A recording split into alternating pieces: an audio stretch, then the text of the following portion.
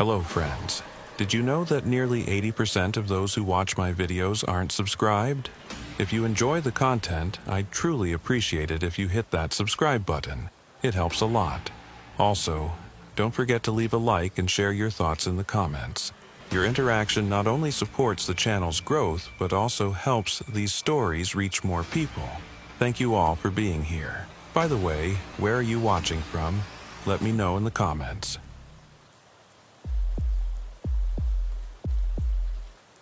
The first time I saw Marcus Hale's file cross my desk, I figured we'd have him in custody within 48 hours, maximum. That was 3 weeks ago. 23 days, to be exact. And when it finally ended, if you can even call it an ending, when I sat down to write the report with my hands still shaking and my coffee going cold in front of me, I couldn't find the right words to explain what had happened out there in those woods. I still can't, and I've had months to think about it. My name is Deputy US Marshal David Corman, and I've been with the service for 11 years. 11 years of tracking people who don't want to be found, of standing on the wrong side of locked doors at 3 in the morning, of learning that human beings are capable of both incredible stupidity and terrifying intelligence when their freedom is on the line. I've tracked armed robbers through the Everglades in August heat that made your brain feel like it was melting. I've cornered meth dealers in abandoned grain silos where one spark could have turned us all into pink mist. I've pulled fugitives out of attics where they'd been hiding for months, living in their own filth, eating rats, doing whatever it took to stay free for just one more day. I've seen people do desperate things when they're running. I've seen them hurt people they love. I've seen them abandon children, steal from churches, shoot at cops who were just doing their jobs. I've seen them make mistakes that cost them everything, their families, their futures, their lives. But I've never seen anything like Marcus Hale. Not before that case. Not since. And if I'm being honest, I hope I never see anything like it again. The warrant came through on a Tuesday morning in late September. Federal firearms violations, assault on a federal officer, and flight to avoid prosecution. Hale had been a person of interest in a string of armed robberies across the Midwest. Small-town banks mostly, places with minimal security and even less backup. The FBI had been building a case for months, but when agents showed up at his trailer outside of Asheville, North Carolina, things went sideways fast. According to the report, Hale had been expecting them. He'd barricaded the front door, fired 3 rounds through the window, and then disappeared into the woods before the tactical team could get into position. No vehicle, no supplies, just gone. That was 2 weeks before the file landed on my desk. The case was assigned to us because Hale crossed state lines. Witnesses reported seeing him in Tennessee, then Kentucky, then North Carolina again. He was constantly on the move and fled whenever local law enforcement approached him. This wasn't luck. It was something else. I teamed up with Deputy Sheriff Lisa Garrett to pursue the man. She had been in this role longer than me, 15 years, and was known for her meticulousness. She was patient. She was the kind of officer who could sit in a car for 12 hours without complaint, watching a door that would never open. We had worked together before, tracking a bail jumper in rural Virginia, and I trusted her instincts. "What's your read on this guy?" she asked me on the drive down to North Carolina. We were heading to Asheville to meet with the local sheriff's department and go over what they had. I flipped through the file again. Marcus Hale, 42 years old. No family, no fixed address for the past 3 years. A string of manual labor jobs, mostly construction, all of them ending abruptly.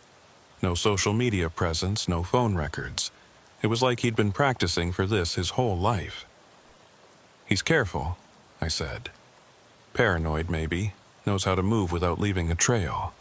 "Think he's got help?" No. I'd thought about that. Every sighting's been solo. He's not reaching out to anyone. He's just running. For 2 weeks straight? I didn't answer. That was the part that didn't make sense. Running for 2 weeks meant sleeping rough, finding food, staying ahead of every agency in 3 states. It meant constant movement, constant vigilance. Most fugitives burn out after a few days.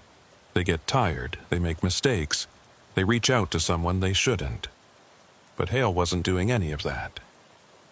The Asheville Sheriff's Office was a squat brick building on the edge of town, surrounded by mountains that looked like they went on forever.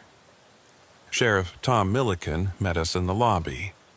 A heavy-set man in his late 50s with the kind of face that had seen too many bad situations. "You're the Marshals?" he asked, shaking our hands. His grip was firm but brief. "Come on back. We've got everything set up." He led us to a conference room where a map of the area was spread across the table, marked with red circles and lines. "These are all the confirmed sightings," Milliken said, pointing to the clusters. "Started here, at his trailer. Then we got reports of him heading east into the Pisgah National Forest. That's about 500,000 acres of wilderness, most of it uninhabited." "Any pattern to the sightings?" Garrett asked. "That's the thing," Milliken said, leaning against the table. "There's no pattern. He shows up in one place, then 12 hours later he's spotted 30 miles away on foot. No vehicle, no bike, nothing. Just walking. 30 miles in 12 hours? I said. "That's not possible, not in that terrain." "I know." Milliken's expression didn't change. "But that's what we're seeing. And it's not just the distance, it's the timing. We've had 3 separate reports of him being in 2 different places at the same time." Garrett and I exchanged a glance. "Mistaken identity," she said. "Maybe." Milliken didn't sound convinced. But all 3 witnesses gave the same description. Same height, same build, same torn jacket. And one of them was my deputy, a guy who's been on the force for 20 years. He's not the type to make mistakes. I studied the map.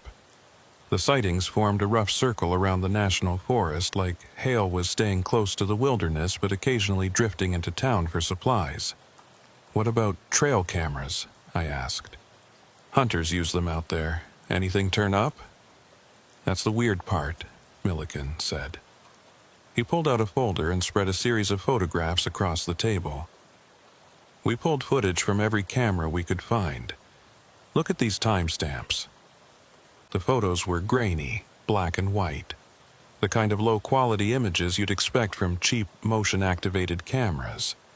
But they all showed the same figure, a man in a dark jacket walking through the woods.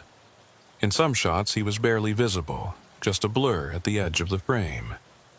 In others, he was staring directly at the camera. I picked up one of the photos. The timestamp read 3:47 a.m. The next photo, from a different camera 5 miles away, read 4:02 a.m. 15 minutes, Garrett said quietly. 5 miles in 15 minutes. On foot, Milliken added. In the middle of the night, through dense forest. I set the photo down. He could be running. Maybe. Milliken's tone suggested he didn't believe it. But here's the thing. We sent a team out to check the route between those cameras. It's rough terrain. Steep inclines, thick underbrush, a creek that's swollen from the rain. Even at a dead sprint, it would take at least 40 minutes. And that's in daylight, with someone who knows the area. "What are you saying?" Garrett asked. Milliken looked at us both, his expression grim. "I'm saying this guy doesn't sleep. Or, if he does, we haven't caught him doing it. Every sighting, every photo, it's always at night, always moving. We've had officers staking out the trails, watching for him to bed down somewhere, but he never does. He just keeps walking." I felt something cold settle in my stomach. "How long has he been doing this?" 2 weeks, Milliken said, "since he ran from the FBI. And in that time, We haven't found a single campsite, no fire pits, no shelters, nothing. It's like he doesn't need to rest." Garrett was quiet for a moment, staring at the map. "People don't work that way," she said finally. "The human body needs sleep. After 72 hours without it, you start hallucinating. After a week, you can't function. After 2 weeks," she trailed off. "After 2 weeks, you should be dead," Milliken finished. "I know. But Marcus Hale isn't dead. He's out there, right now, and he's still moving." We spent the rest of the afternoon going over every detail. Witness statements, surveillance footage, reports from the tracking dogs that had lost his scent at a creek and never picked it up again. The more I read, the less sense it made. One witness, a hiker, said she'd seen Hale standing on a ridge at dawn, perfectly still, staring at the sunrise. She'd called it in, but by the time officers arrived, he was gone. Another witness, a gas station attendant, said Hale had come in at 2 a.m. to buy bottled water and beef jerky. He'd paid in cash, hadn't said a word, and left. The attendant described his eyes as empty, like he was looking through her instead of at her. "Did she say anything else?" I asked Milliken. He hesitated. "She said he didn't blink. Not once. She noticed because it creeped her out." "Maybe she was tired," Garrett said. "Late shift, you see things." "Maybe." Milliken didn't look convinced. That night, Garrett and I checked into a motel on the edge of town. It was the kind of place where the air conditioner rattled and the TV only got 3 channels. But it was close to the forest, and that's what mattered. We'd start our search at first light, working our way through the areas where Hale had been sighted most recently. I couldn't sleep.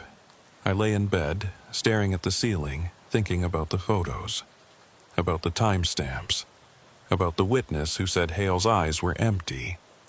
I kept telling myself there had to be a rational explanation. Mistaken identity, faulty cameras, exaggerated reports. But the more I turned it over in my mind, the less any of that made sense. At some point, I must have dozed off because I woke to the sound of my phone buzzing. It was 4:23 a.m. Garrett's name was on the screen. "Yeah?" I answered, my voice thick with sleep. "Turn on the news," she said. "Local station, Channel 7. I fumbled for the remote and flipped through the channels until I found it. The screen showed a reporter standing in front of a small convenience store, the kind of place that stayed open all night for truckers and insomniacs. The banner at the bottom of the screen read, "Fugitive sighting in Bakersville. Spotted just after midnight," the reporter was saying. "Witnesses say the man matching the description of Marcus Hale entered the store, purchased several items, and left on foot. Authorities are asking anyone with information to call the tip line." Bakersville. I grabbed the map from the table and found it. It was 40 miles north of Asheville, in the opposite direction from where we'd expected Hale to go. "He's moving again," Garrett said on the phone. "We need to get out there." "Now? Now!" I was dressed and in the car within 10 minutes. Garrett was waiting in the parking lot, her expression tense. We didn't talk much on the drive. The roads were empty at that hour, just the 2 of us, and the occasional semi-truck hauling freight through the mountains. Bakersville was a nothing town, population maybe 500, the kind of place where everyone knew everyone and strangers stood out. The convenience store was on the main drag, a fluorescent-lit box surrounded by darkness. 2 sheriff's deputies were already there, interviewing the clerk. "Marshals?" one of them asked as we walked in. He was young, mid-20s, with the kind of nervous energy that came from being new on the job. "You hear about the sighting?" "Yeah," I said. "What did the clerk say?" "She's pretty shaken up," the deputy said. "Says the guy came in, didn't say a word, just grabbed what he needed and left. Paid in cash, exact change. She said he smelled like the woods, like dirt and sweat. "Did she get a good look at him?" Garrett asked. "Yeah." The deputy glanced toward the clerk, a middle-aged woman sitting on a stool behind the counter. "She said it was definitely him. Same description as the bulletin, but there's something else." "What?" "She said he was soaking wet, like he'd just walked through a river." I felt that cold sensation again, settling into my chest. "Was it raining tonight?" "No," the deputy said. "Hasn't rained in 2 days." Garrett and I exchanged a look. "Can we talk to her?" I asked. The clerk's name was Denise. She was in her late 40s with tired eyes and hands that wouldn't stop shaking. She told us the same story the deputy had relayed, but with more detail. Hale had walked in at 12:14 a.m. She remembered the exact time because she'd been watching the clock, waiting for her shift to end. He'd gone straight to the back of the store, grabbed 3 bottles of water and a pack of trail mix, and brought them to the counter without looking at her. "He didn't say anything?" I asked. "Not a word," Denise said. "I tried to make small talk, ask him how his night was going, but he didn't respond, just stared at the counter." "And you said he was wet?" "Soaked," she said. "His jacket, his pants, everything. Water was dripping off him, pooling on the floor. I thought maybe he'd been in an accident or something, but he didn't seem hurt. He just seemed tired, like he'd been walking forever." "Did he say where he was going?" "No." Denise wrapped her arms around herself. "But when he left, I watched him through the window. He didn't go to a car or anything.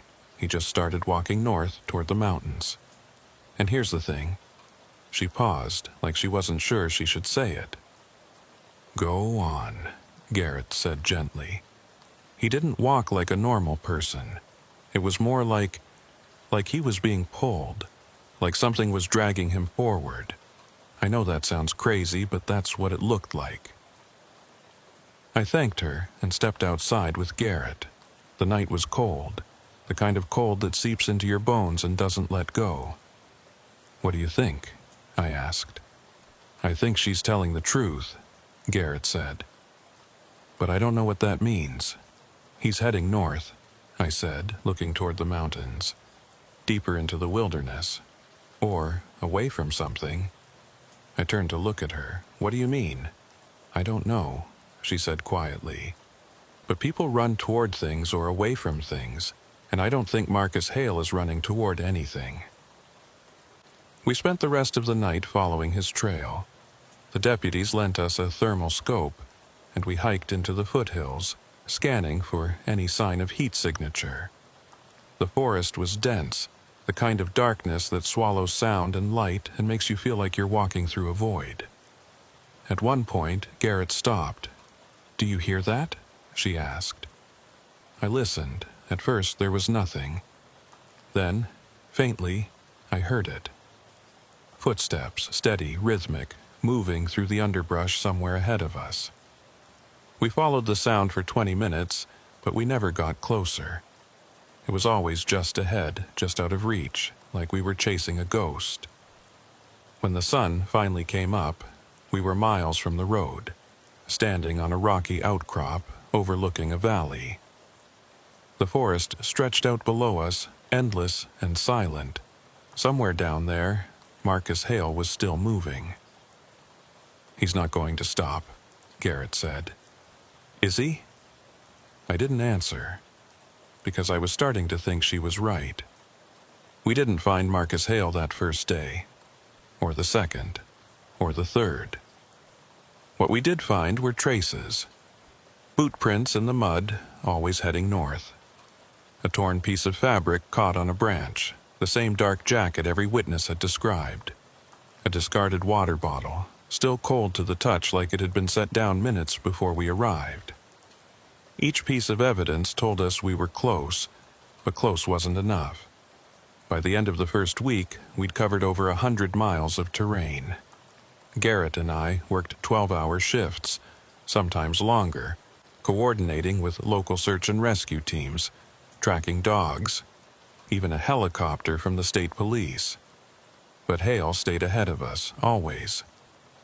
"It's like he knows where we're going to be," Garrett said one night. We were sitting in the car at the edge of a logging road eating cold sandwiches and going over the map for the 100th time. Every time we set up a perimeter, he slips through. Every time we think we've got him cornered, he's already gone. "He's got experience," I said. "Military, maybe. Or he's spent enough time in the wilderness to know how to move without being seen." "It's more than that," Garrett said. She pointed to the map. "Look at this. We've got sightings here, here, and here, all within a 6-hour window. That's 15 miles between the first and last sighting, on foot, in the dark." "People can cover that distance," I said, though I wasn't sure I believed it. "Not without rest," Garrett said. "Not for a week straight. David, he's not sleeping. We've got thermal imaging, trail cameras, officers posted at every shelter and campsite within 50 miles. And we haven't caught him resting once." I stared at the map. She was right. Every sighting, every piece of evidence, pointed to the same impossible conclusion. Marcus Hale hadn't stopped moving since the day he ran. The locals started talking. It started with the search and rescue volunteers, the people who knew the mountains better than anyone. They'd come back from the field with stories that didn't quite add up. Footprints that ended in the middle of a clearing, with no sign of where they continued. Strange sounds in the night, like someone walking in circles just beyond the edge of the campfire light. One volunteer, a man named Carl, who'd been hiking these mountains for 30 years, told me he'd seen Hale standing on a ridge at dusk. "I yelled at him to stop," Carl said. "But he didn't move. He just stood there, staring at me. And then he turned and walked into the trees. I followed him, but when I got to the ridge, there was nothing. No tracks, no sound, nothing. It was like he'd vanished." "Maybe he circled back," I suggested. Carl shook his head. "I know these woods, Marshal. I know every trail, every shortcut. There's no way he could have doubled back without me seeing him. It's like he just stepped out of existence." I didn't know what to say to that. The sightings kept coming. A gas station attendant in a town called Marshall reported seeing Hale at 3 a.m., buying more water and trail mix. A farmer near Hot Springs said he'd seen someone matching Hale's description walking along the highway at dawn, soaked to the skin despite the clear weather. A truck driver said he'd nearly hit Hale on a back road, that the man had stepped into the road without warning and then disappeared into the ditch before he could brake. "Did you stop?" I asked the trucker. "Hell no," he said. "I wasn't about to get out of my truck in the middle of the night for some lunatic, but I saw him in the rear view. He was just standing there watching me drive away." "What was he doing?" "Nothing, just standing, didn't move, didn't blink. It was like he wasn't real." Garrett and I decided to split up. She'd take the northern routes, focusing on the areas where Hale had been sighted most recently. I'd work the southern trails, covering the places he might circle back to. It wasn't ideal, but we were running out of options. I spent 2 days hiking alone, following every lead, checking every abandoned cabin and hunting blind. The forest was starting to feel different, oppressive, like the trees were watching me. I told myself it was just exhaustion, that I'd been out here too long, but the feeling wouldn't go away. On the 3rd day, I found something. It was a campsite, or what was left of one. A ring of stones arranged in a circle, the ashes inside still warm. I knelt down and touched them, feeling the faint heat against my fingers. Someone had been here recently, within the last few hours.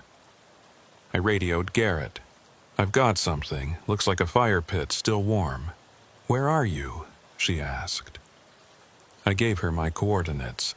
"About 2 miles east of the Appalachian Trail junction. I'm going to keep looking." "Be careful," she said. "If it's him, he knows you're there." I stood up and scanned the area. The campsite was in a small clearing surrounded by dense trees. There were no footprints, no sign of which direction the person had gone. Just the fire pit and a few flattened patches of grass where someone might have sat. And then I saw it. Carved into a tree at the edge of the clearing was a single word: awake. The letters were rough, jagged, like they'd been scratched into the bark with a knife. I stared at it for a long moment, trying to make sense of it. Was it a message, a warning, or just the random graffiti of someone passing through? I took a photo and sent it to Garrett. Her response came back almost immediately. "What the hell is that?" "I don't know," I typed back, "but it's fresh."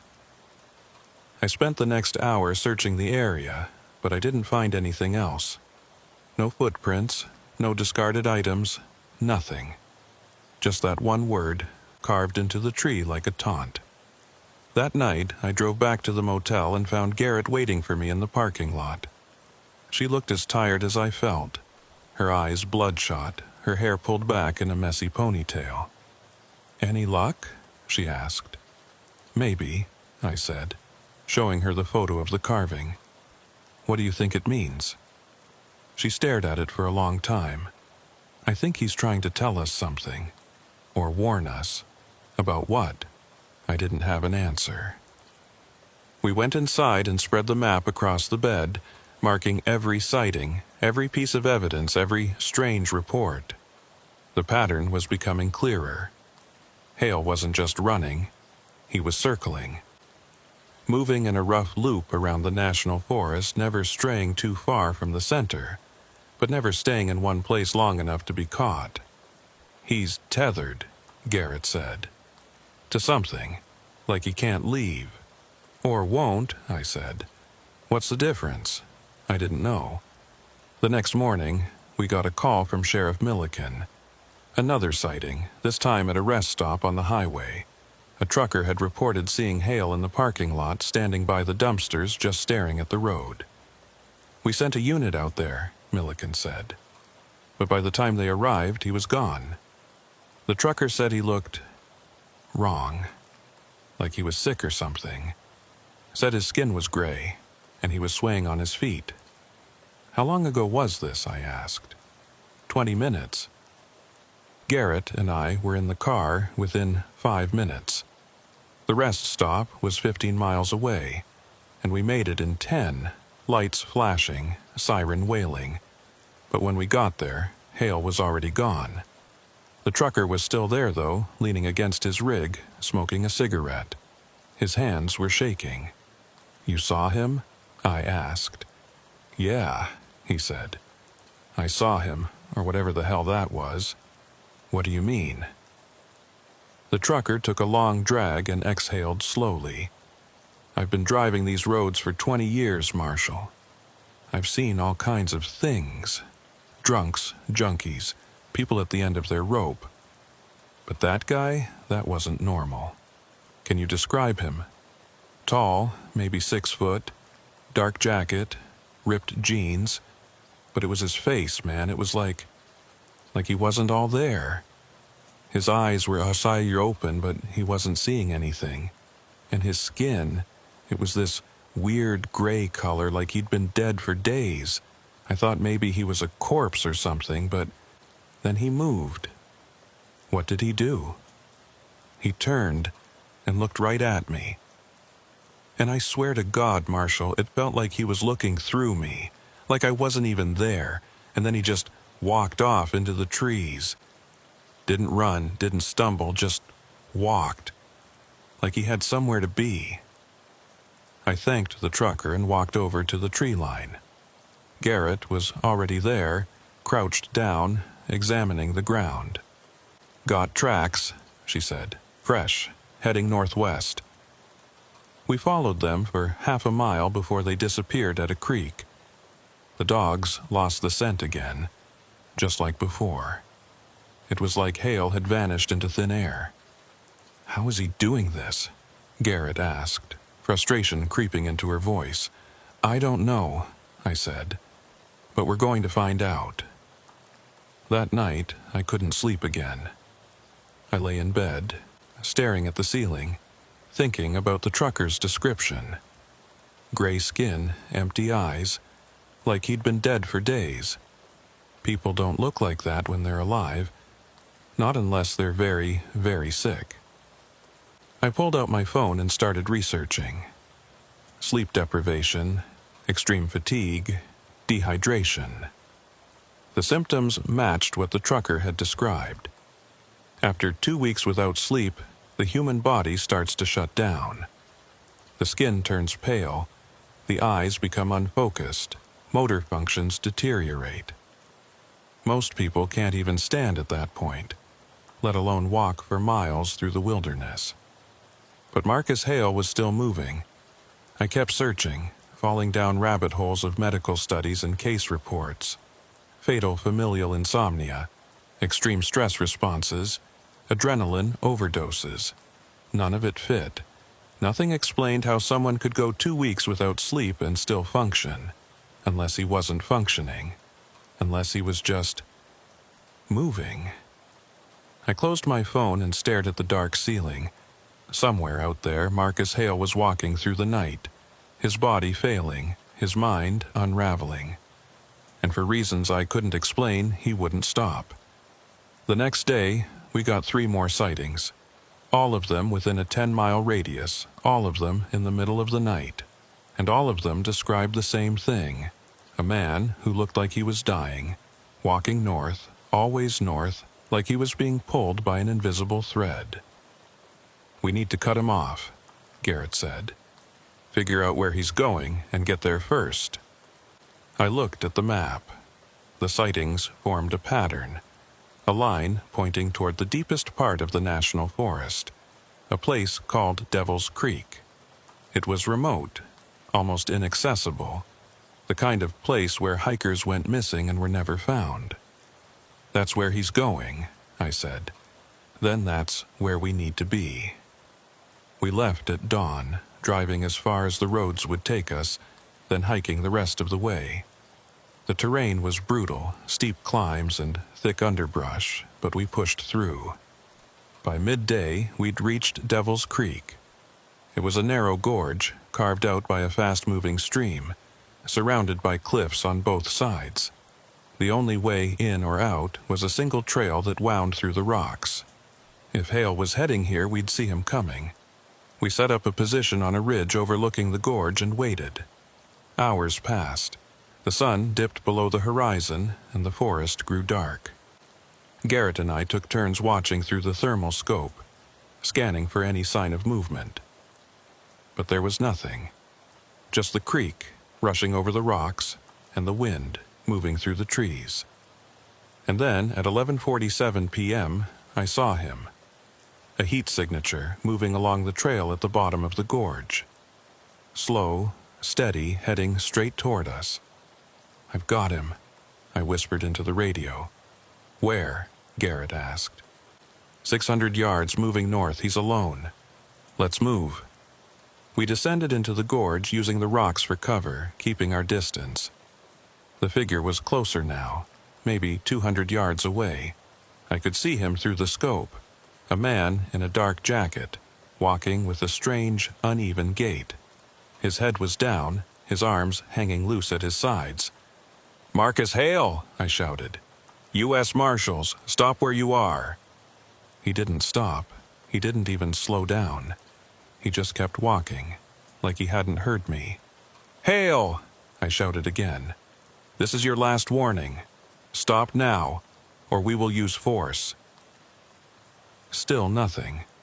Garrett and I moved closer, weapons drawn, closing the distance. 50 yards, 30, 20, and then he stopped. He stood there perfectly still, his back to us. For a moment, I thought he was going to turn around to face us, to finally end this, but he didn't. He just stood there, swaying slightly like he was standing on the deck of a ship. "Hale," I said, my voice steady but firm. "Turn around, slowly." Keep your hands where I can see them." He didn't move. "Hale, do it now." And then, slowly, he started to turn. But there was something wrong with the way he moved. It wasn't smooth. It was jerky, mechanical, like his joints weren't working right, like he was a puppet being pulled by strings. When he finally faced us, I saw his face. The trucker had been right. His skin was gray, almost translucent, stretched tight over his skull. His eyes were open, but they didn't focus on us. They stared past us, at something we couldn't see. His mouth hung open, and his breath came in short, rasping gasps. "Jesus," Garrett whispered. "Hale," I said again, trying to keep my voice calm. "It's over. You need to come with us. We'll get you help."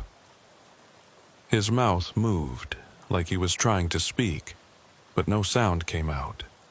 And then, slowly, he raised one hand and pointed behind us. I turned instinctively and saw nothing, just the dark forest and the rushing creek. When I looked back, Hale was walking again.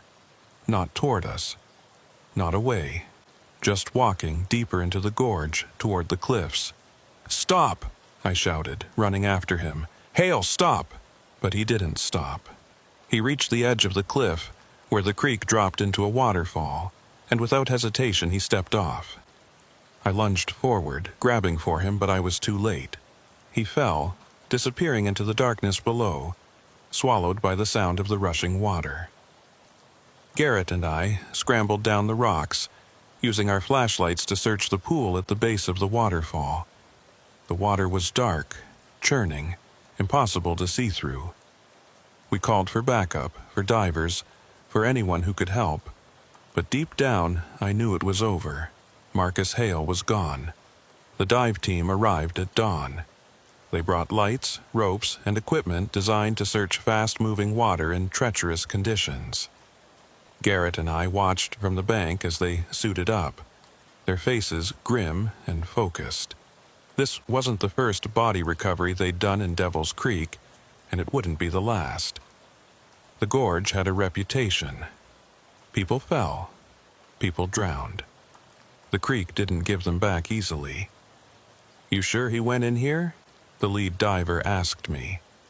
His name was Rodriguez, a compact man in his 40s with the kind of weathered face that came from spending too much time in cold water. "Positive," I said. "I saw him step off the cliff. Right there." I pointed to the spot where Hale had disappeared, maybe 30 feet above the waterfall. Rodriguez looked up, calculating the angle, the depth, the current. If he went in there, the water would have taken him downstream. Maybe a quarter mile, maybe more. Depends on how deep he sank. How long will it take? "Could be hours," he said. "Could be days. The bottom's full of rocks and debris. If he got caught on something, we might not find him at all." Garrett and I exchanged a look. "We need to find him," she said. "We'll do our best," Rodriguez said, pulling on his mask. "But no promises." The search began. The divers worked in pairs, descending into the pool, their lights cutting through the murky water like knives. Garrett and I waited on the bank, watching the surface, waiting for them to surface. Minutes stretched into hours. The sun climbed higher, burning off the morning mist, but the air stayed cold. I kept replaying the moment in my mind. The way Hale had looked at us, the way he'd pointed behind us, the way he'd walked off the cliff like it was the most natural thing in the world. "He didn't even try to catch himself," Garrett said quietly. She was sitting on a rock, her arms wrapped around her knees. "He just stepped off." "I know. Why would he do that? I don't know. But I had theories, none of them good." At 10:30 a.m., one of the divers surfaced, pulling off his mask and waving to Rodriguez. "We've got something," he called. Garrett and I moved closer to the edge as the divers hauled something out of the water. It was a body, gray, bloated, tangled in weeds. They laid it on the rocks, and Rodriguez knelt down, checking for signs of life even though we all knew there wouldn't be any. "Is it him?" I asked. Rodriguez turned the body over, and I got a look at the face. It was Hale, or what was left of him. His skin was pale, almost white, his eyes open and clouded. There were cuts on his face and hands, probably from the rocks, but otherwise he looked almost peaceful, like he'd finally stopped running. "Yeah," I said, "that's him." The coroner arrived an hour later, a thin woman in her 50s named her Paulson, who'd seen more dead bodies in this county than anyone else. She knelt down next to Hale, examining him with the kind of detached professionalism that came from years of practice. "Time of death?" I asked. "Hard to say," she said, not looking up. "The cold water slows decomposition, but based on the condition of the body, I'd guess within the last 12 hours. "That matches," Garrett said. "We saw him go in around midnight." Dr. Paulson frowned. "You saw him go in?" "Yeah," I said. "Why?" She didn't answer immediately.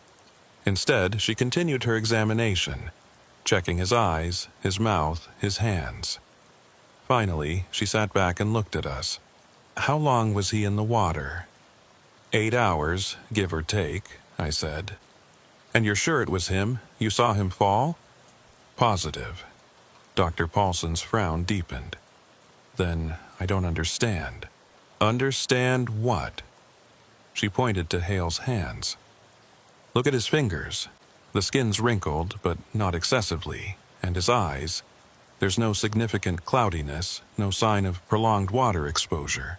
If he'd been in the water for 8 hours, especially in cold, fast-moving water like this, I'd expect more damage. More swelling, but this," she trailed off, shaking her head. "What are you saying?" Garrett asked.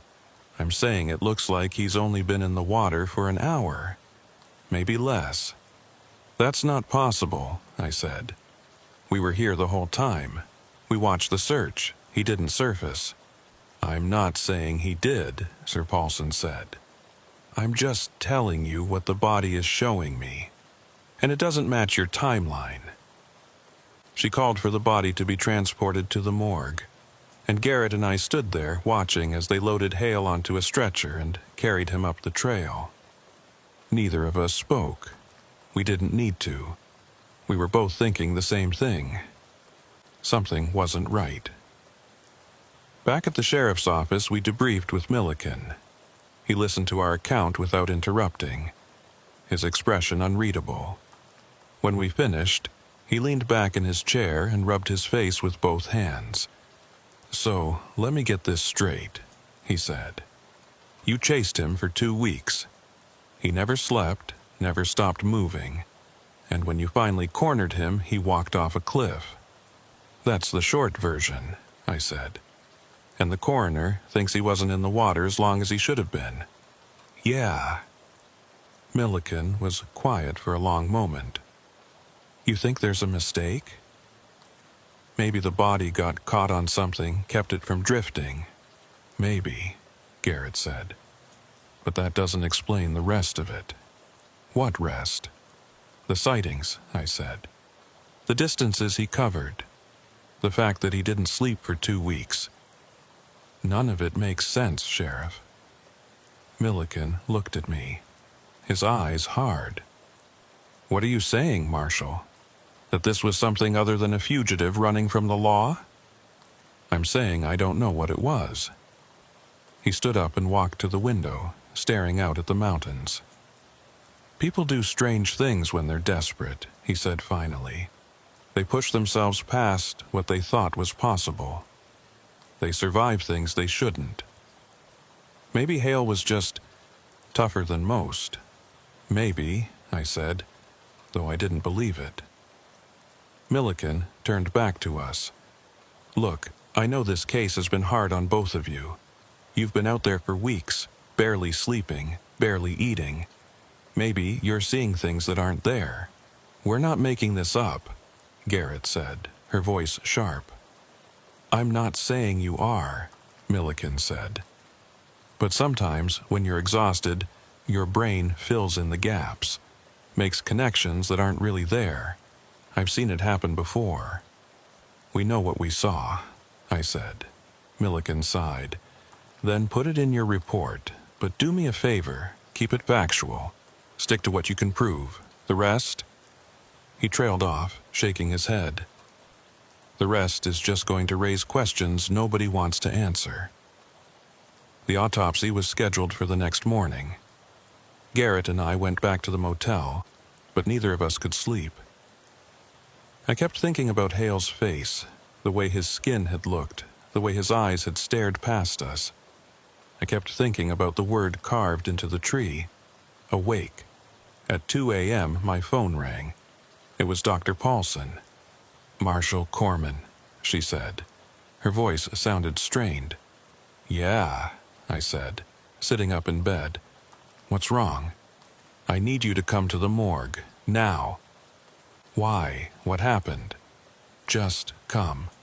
Please. I woke Garrett, and we drove to the hospital in silence. The morgue was in the basement, a sterile white room that smelled like disinfectant and death. Dr. Paulson was waiting for us, still in her scrubs, her face pale. What's going on? I asked. She didn't answer. Instead, she led us to the examination table where Hale's body was laid out, covered by a sheet. She pulled it back, and I saw his face again. But something was different. His eyes were closed.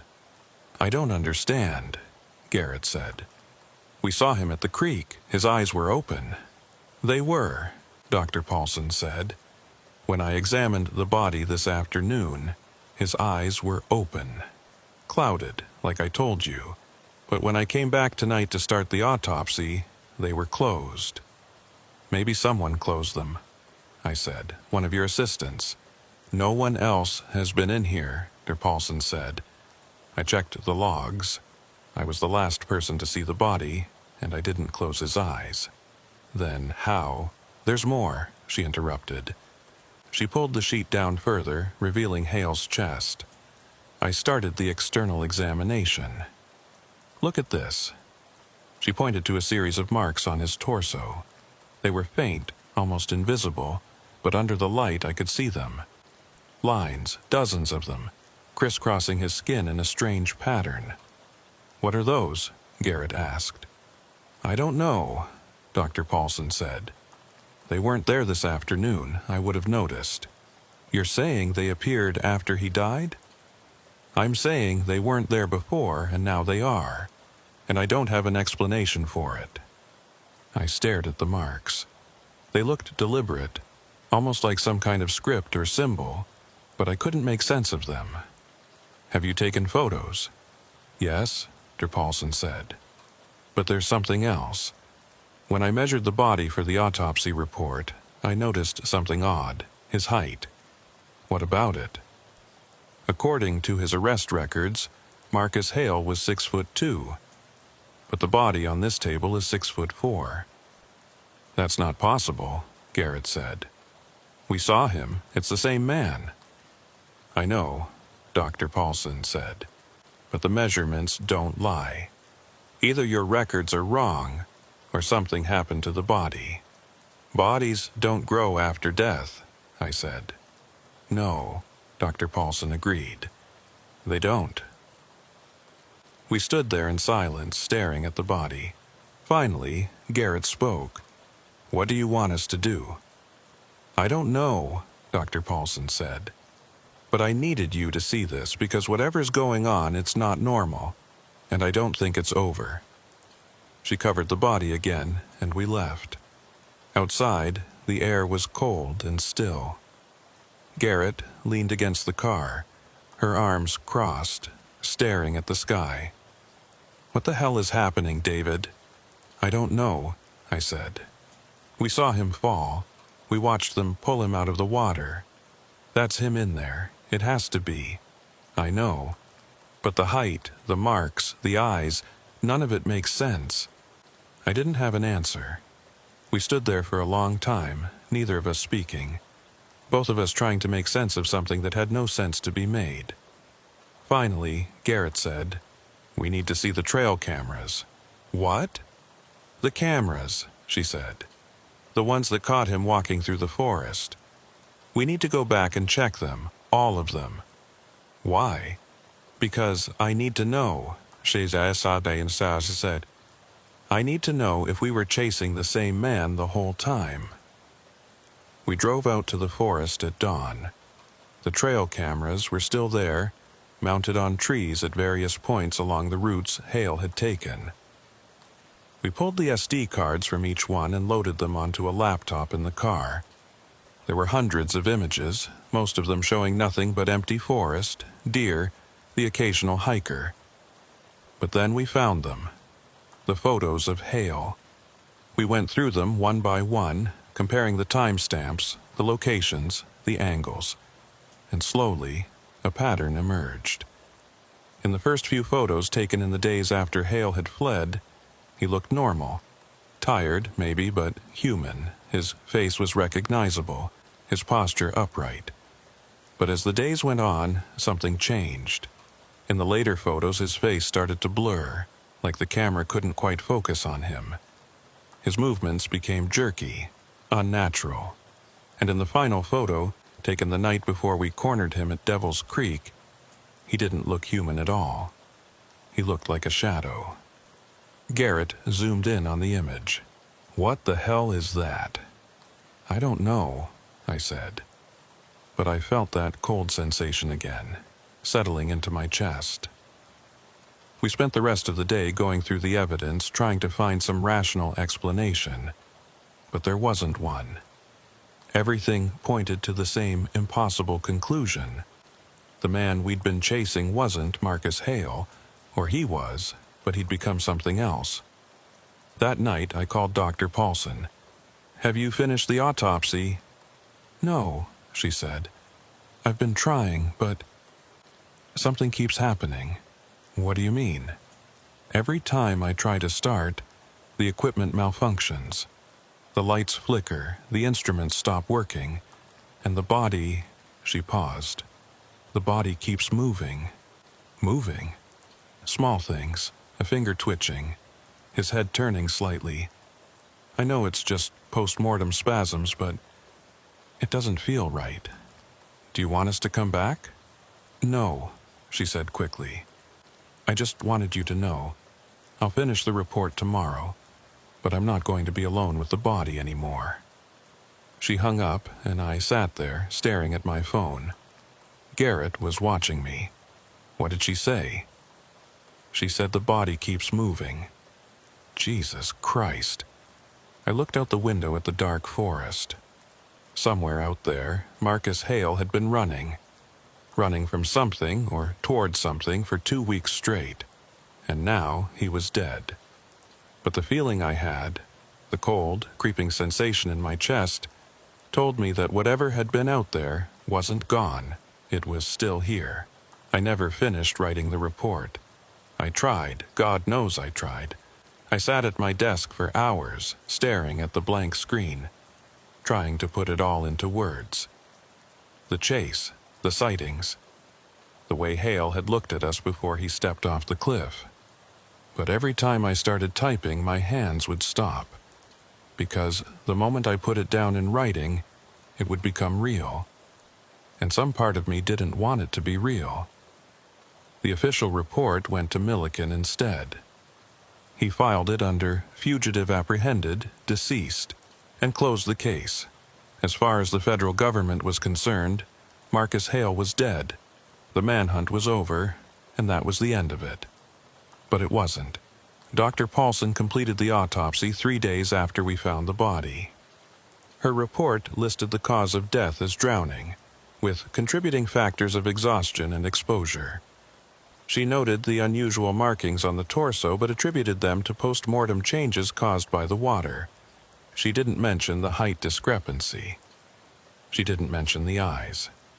And when I called her to ask why, she said, "Because no one would believe it, and I need to keep my job."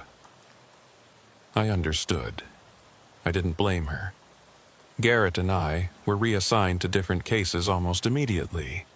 The service wanted us back in rotation, back to normal work, tracking bail jumpers and serving warrants like we'd always done. But normal felt like a lie now. Every case felt small, trivial, because none of them were like Hale. We stayed in touch, Garrett and I. We'd call each other late at night when the cases were quiet and the offices were empty, and we'd talk about what we'd seen. We never said it out loud, but we both knew. We'd chased something we didn't understand. And it had gotten away.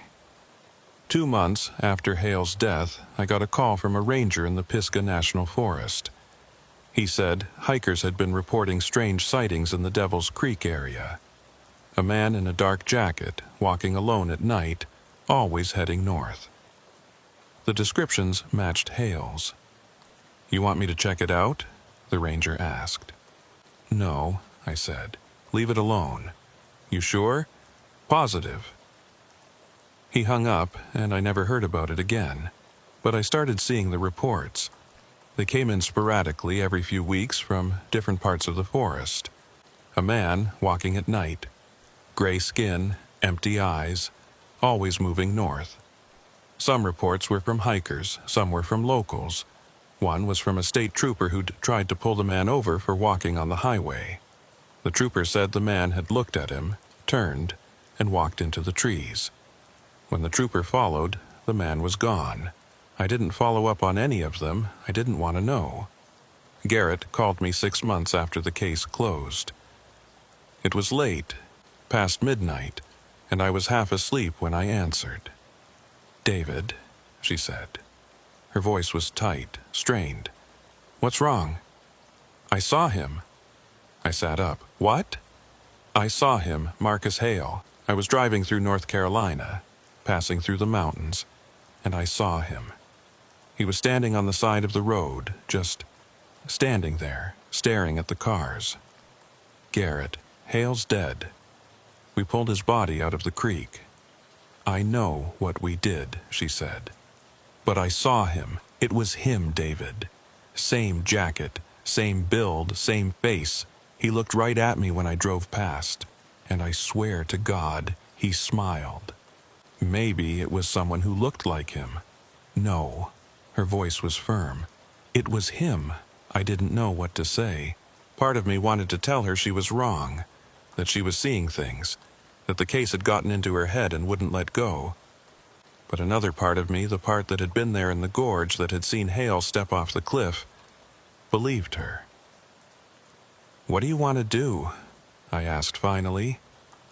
"I don't know," she said. "But I needed to tell someone. I needed to know I wasn't crazy." "You're not crazy. Then what's happening?" "I don't know." She hung up, and I lay there in the dark, staring at the ceiling, thinking about Marcus Hale. About the way he'd walked through the forest for 2 weeks without stopping. About the way he'd pointed behind us before he fell. About the word carved into the tree, awake. I fell asleep eventually, but I dreamed about him. In the dream, I was back in the gorge, standing at the edge of the cliff, watching Hale fall. But when he hit the water, he didn't sink. He floated. And then he stood up, water streaming off his body, and he started walking again. North. Always north. I woke up in a cold sweat. The next morning, I called Milliken. "Sheriff," I said, "I need to ask you something." "Go ahead, Marshal." "The sightings in the forest, the man in the dark jacket, have they stopped?" There was a long pause. "No," he said finally. "They haven't. How many reports have you gotten?" 12 in the last month, maybe more. I stopped counting." "And you're not investigating?" "What's there to investigate?" Milliken asked. "A man walking in the woods? That's not a crime, Marshal. And even if it was, we'd never find him. You know that. But the descriptions, I know what the descriptions say," Milliken interrupted. "But Marcus Hale is dead.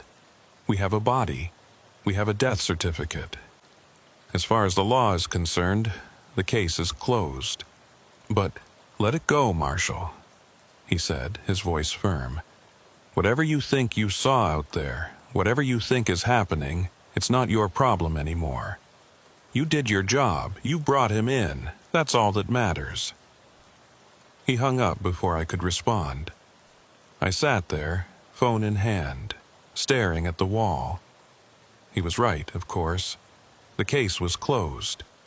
Hale was dead. I'd moved on to other cases, other fugitives, other problems. But the feeling wouldn't go away. The cold, creeping sensation that something was still out there. Still moving, still awake. I pulled up the map of the National Forest on my computer and marked every sighting that had been reported since Hale's death. They formed a pattern. A rough circle centered on Devil's Creek, spreading outward slowly, like ripples in water. He wasn't just walking. He was expanding, covering more ground, like he was searching for something, or someone. I closed the map and leaned back in my chair. There was no way to explain it. No rational explanation for how a dead man could still be walking through the forest. No logical reason for why his body had changed in the morgue. No answer for the marks on his skin, or the discrepancy in his height, or the way his eyes had closed on their own. But I knew what I'd seen. And I knew what Garrett had seen. And I knew that somewhere out there, in the dark corners of the Pisgah National Forest, Marcus Hale was still moving. The last time I went back to North Carolina was a year after the case closed. I didn't tell anyone I was going. I just got in my car and drove, following the roads into the mountains, past the small towns and gas stations and rest stops where Hale had been sighted. I didn't have a plan. I just needed to see it again. To stand in the place where it had ended and try to make sense of what had happened. I parked at the trailhead and hiked into Devil's Creek. It was late afternoon, the sun low in the sky, casting long shadows through the trees. The forest was quiet, too quiet. No birds, no insects, just the sound of my boots on the trail and the distant rush of the creek. When I reached the gorge, I stood at the edge of the cliff and looked down at the water. It was the same as I remembered. Dark, fast-moving, unforgiving. I don't know how long I stood there. Minutes, maybe. Hours. But at some point, I felt it. That cold sensation settling into my chest. The feeling of being watched. I turned slowly, scanning the trees, the rocks, the shadows. And then I saw him. He was standing at the far end of the gorge, maybe 200 yards away, partially obscured by the trees. Dark jacket, torn jeans, gray skin. He wasn't moving. Just standing there watching me. I should have called out. I should have drawn my weapon. I should have done something.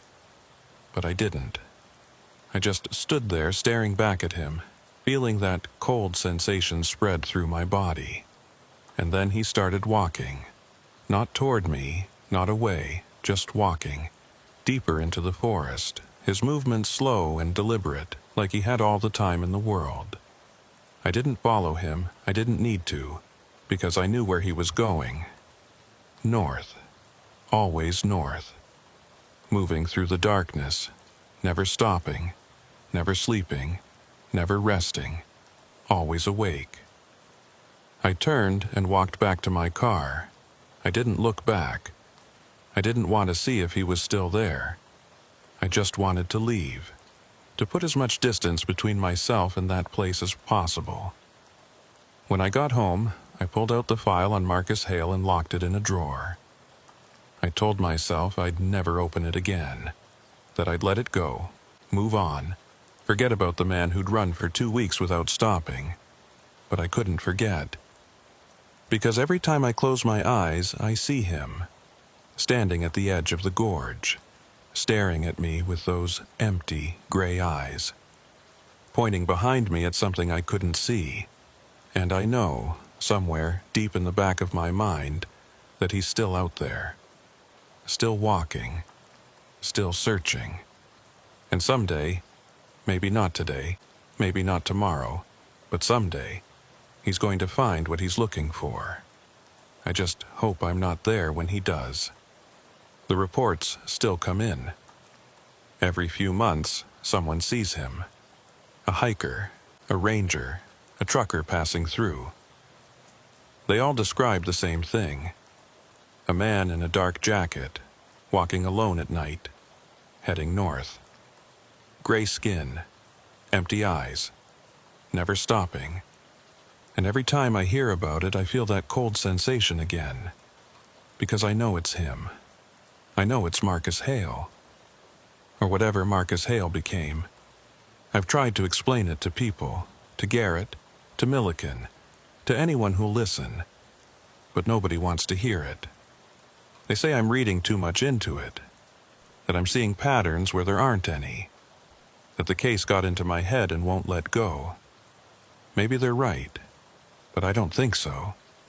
Because last week I got a call from a ranger in Tennessee. He said a man matching Hale's description had been spotted walking along the Appalachian Trail. Gray skin, empty eyes, moving north. The ranger asked if I wanted him to investigate. I told him no, because I know now that you can't catch Marcus Hale. You can't stop him. You can't even slow him down. He's not running from something anymore. He's not running towards something. He's just running. Forever. Through the darkness. Through the cold. Through the forests and the mountains and the places where people don't go. And he's never going to stop. I still have nightmares about that night at Devil's Creek. About the way he looked at us. About the way he stepped off the cliff without hesitation. About the way his body disappeared into the water and then came back wrong. Sometimes in those nightmares, I'm the one standing at the edge of the cliff. And when I look down, I see him at the bottom of the gorge, standing in the water, staring up at me. His eyes are open, but they're empty, and he's smiling. And then he starts to climb. I wake up before he reaches me. But the feeling stays. The cold, creeping sensation that he's out there. Getting closer. One step at a time. I don't sleep much anymore, and when I do, I make sure all the doors are locked, all the windows closed, all the lights off, because I don't want to see him standing outside, staring in, waiting. I don't know what Marcus Hale was running from. I don't know what he became. And I don't know why he's still out there, walking through the darkness, never stopping, never resting. But I know this. Whatever it was that kept him awake for 2 weeks, whatever it was that changed him, whatever it was that pulled him into those woods and wouldn't let him go, it's still there, and it's still waiting. And someday, maybe not today, maybe not tomorrow, but someday, it's going to find someone else. Someone like Marcus Hale. Someone who can't stop running. Someone who can't sleep. And when it does, we'll get another file on our desk. Another manhunt. Another chase through the darkness. And we'll follow them. Because that's what we do. We follow the fugitives into the places they run. Into the forests and the mountains and the darkness. But this time, I won't be the one going. Because I've seen what's out there. And I know now that some things aren't meant to be caught. Some things are meant to run forever. The file is still in my drawer, locked, untouched. I haven't opened it since the day I got back from Devil's Creek. But I know what's inside. The photos, the reports, the timeline that doesn't make sense, the evidence that points to something we don't have words for. And I know that one day, someone else is going to open that file. They're going to see the same things I saw. They're going to ask the same questions. And they're going to go looking for answers. I hope they don't find them. Because some questions aren't meant to be answered. Some mysteries aren't meant to be solved. And some things, once you've seen them, you can't unsee. Marcus Hale is still out there. I know it, Garrett knows it, Dr. Paulson knows it, and somewhere deep down, Sheriff Milliken knows it too. But we don't talk about it, we don't acknowledge it, we just move on, we file the reports, we close the cases, we tell ourselves it's over, but it's not over. It's never going to be over. Because Marcus Hale is awake, and he's never going to sleep again.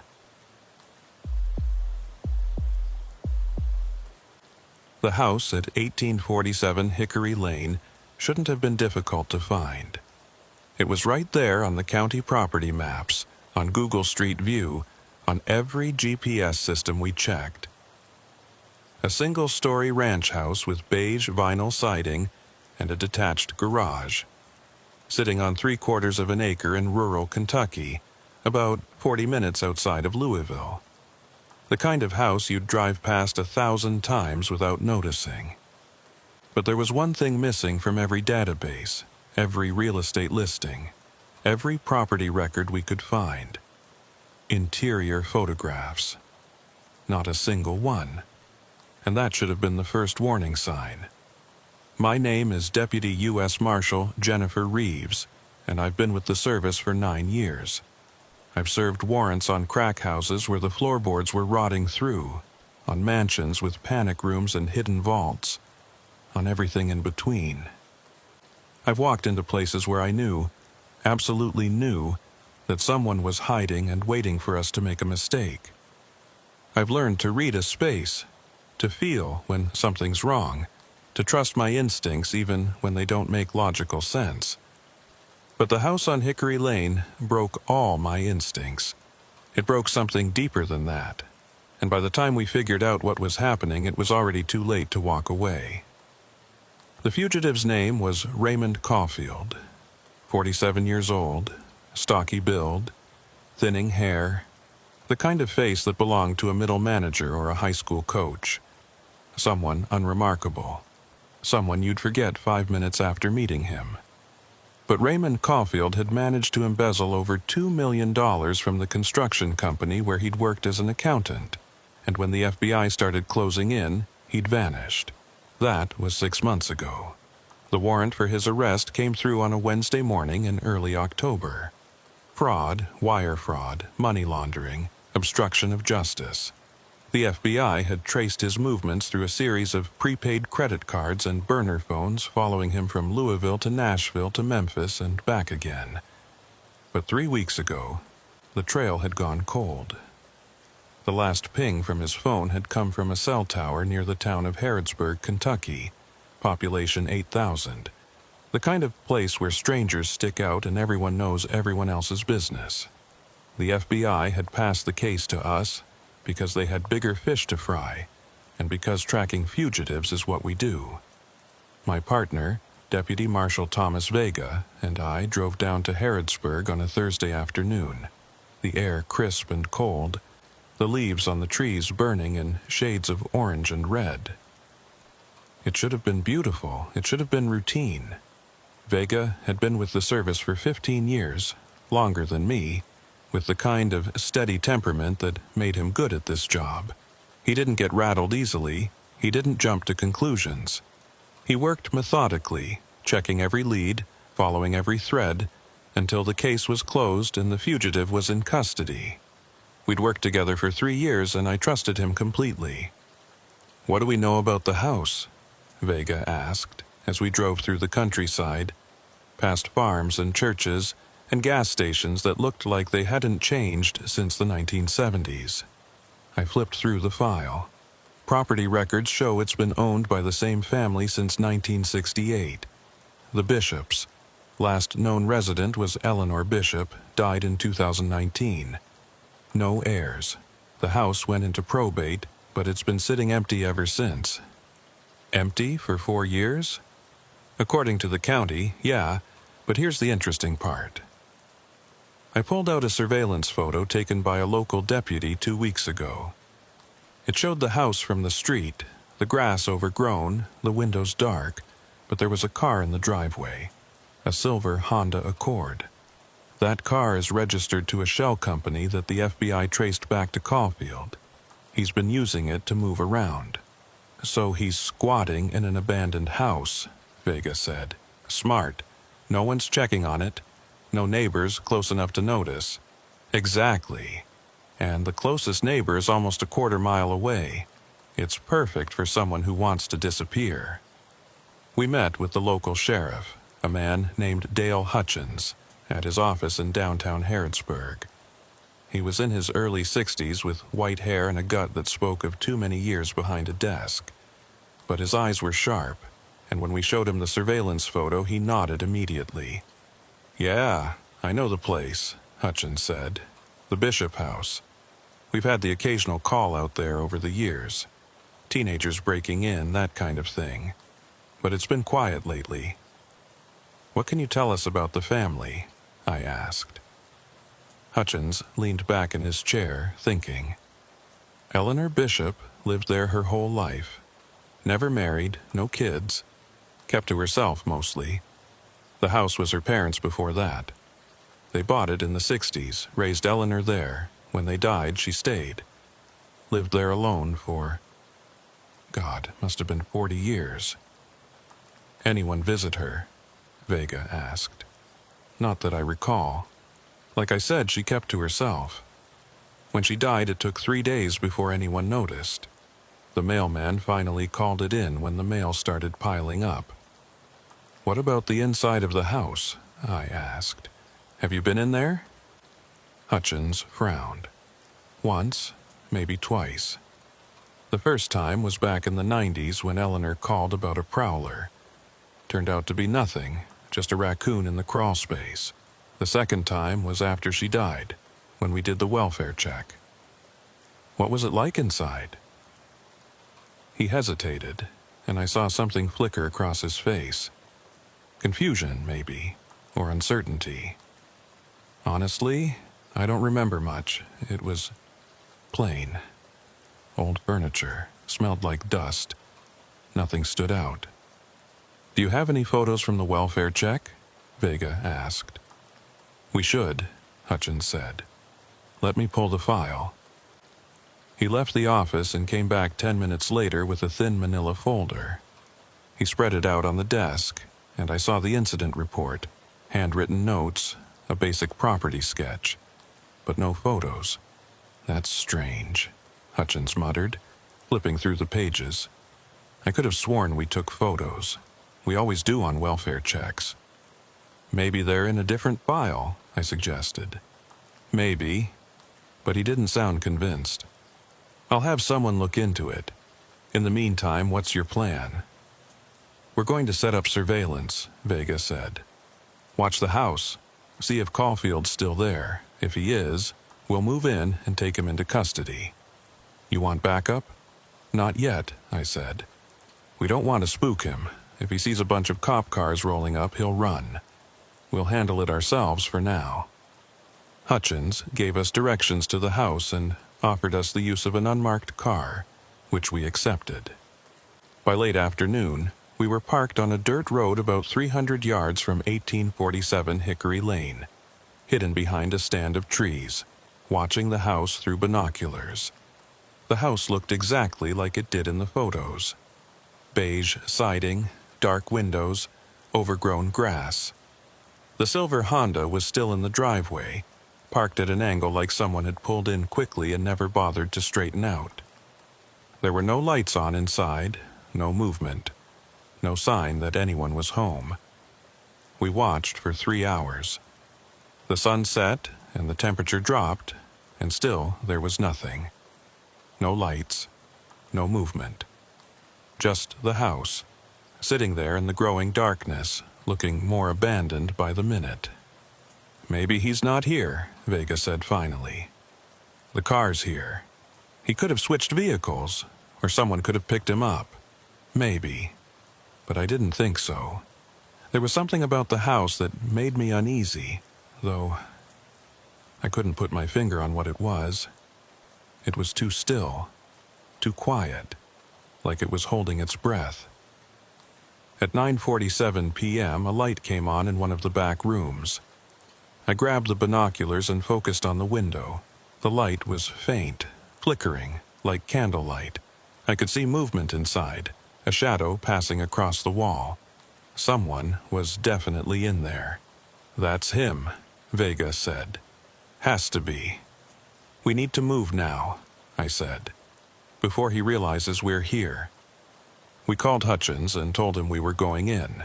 He offered to send backup, but we declined. 2 marshals against 1 unarmed fugitive. The odds were in our favor. We approached the house on foot, moving slowly, staying in the shadows. The front door was unlocked, which should have been another warning sign.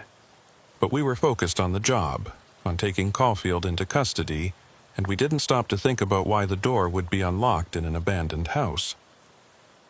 I pushed it open slowly, my hand on my weapon, and stepped inside. The interior was dark. Too dark. Even with my flashlight, I could barely see 5 feet in front of me.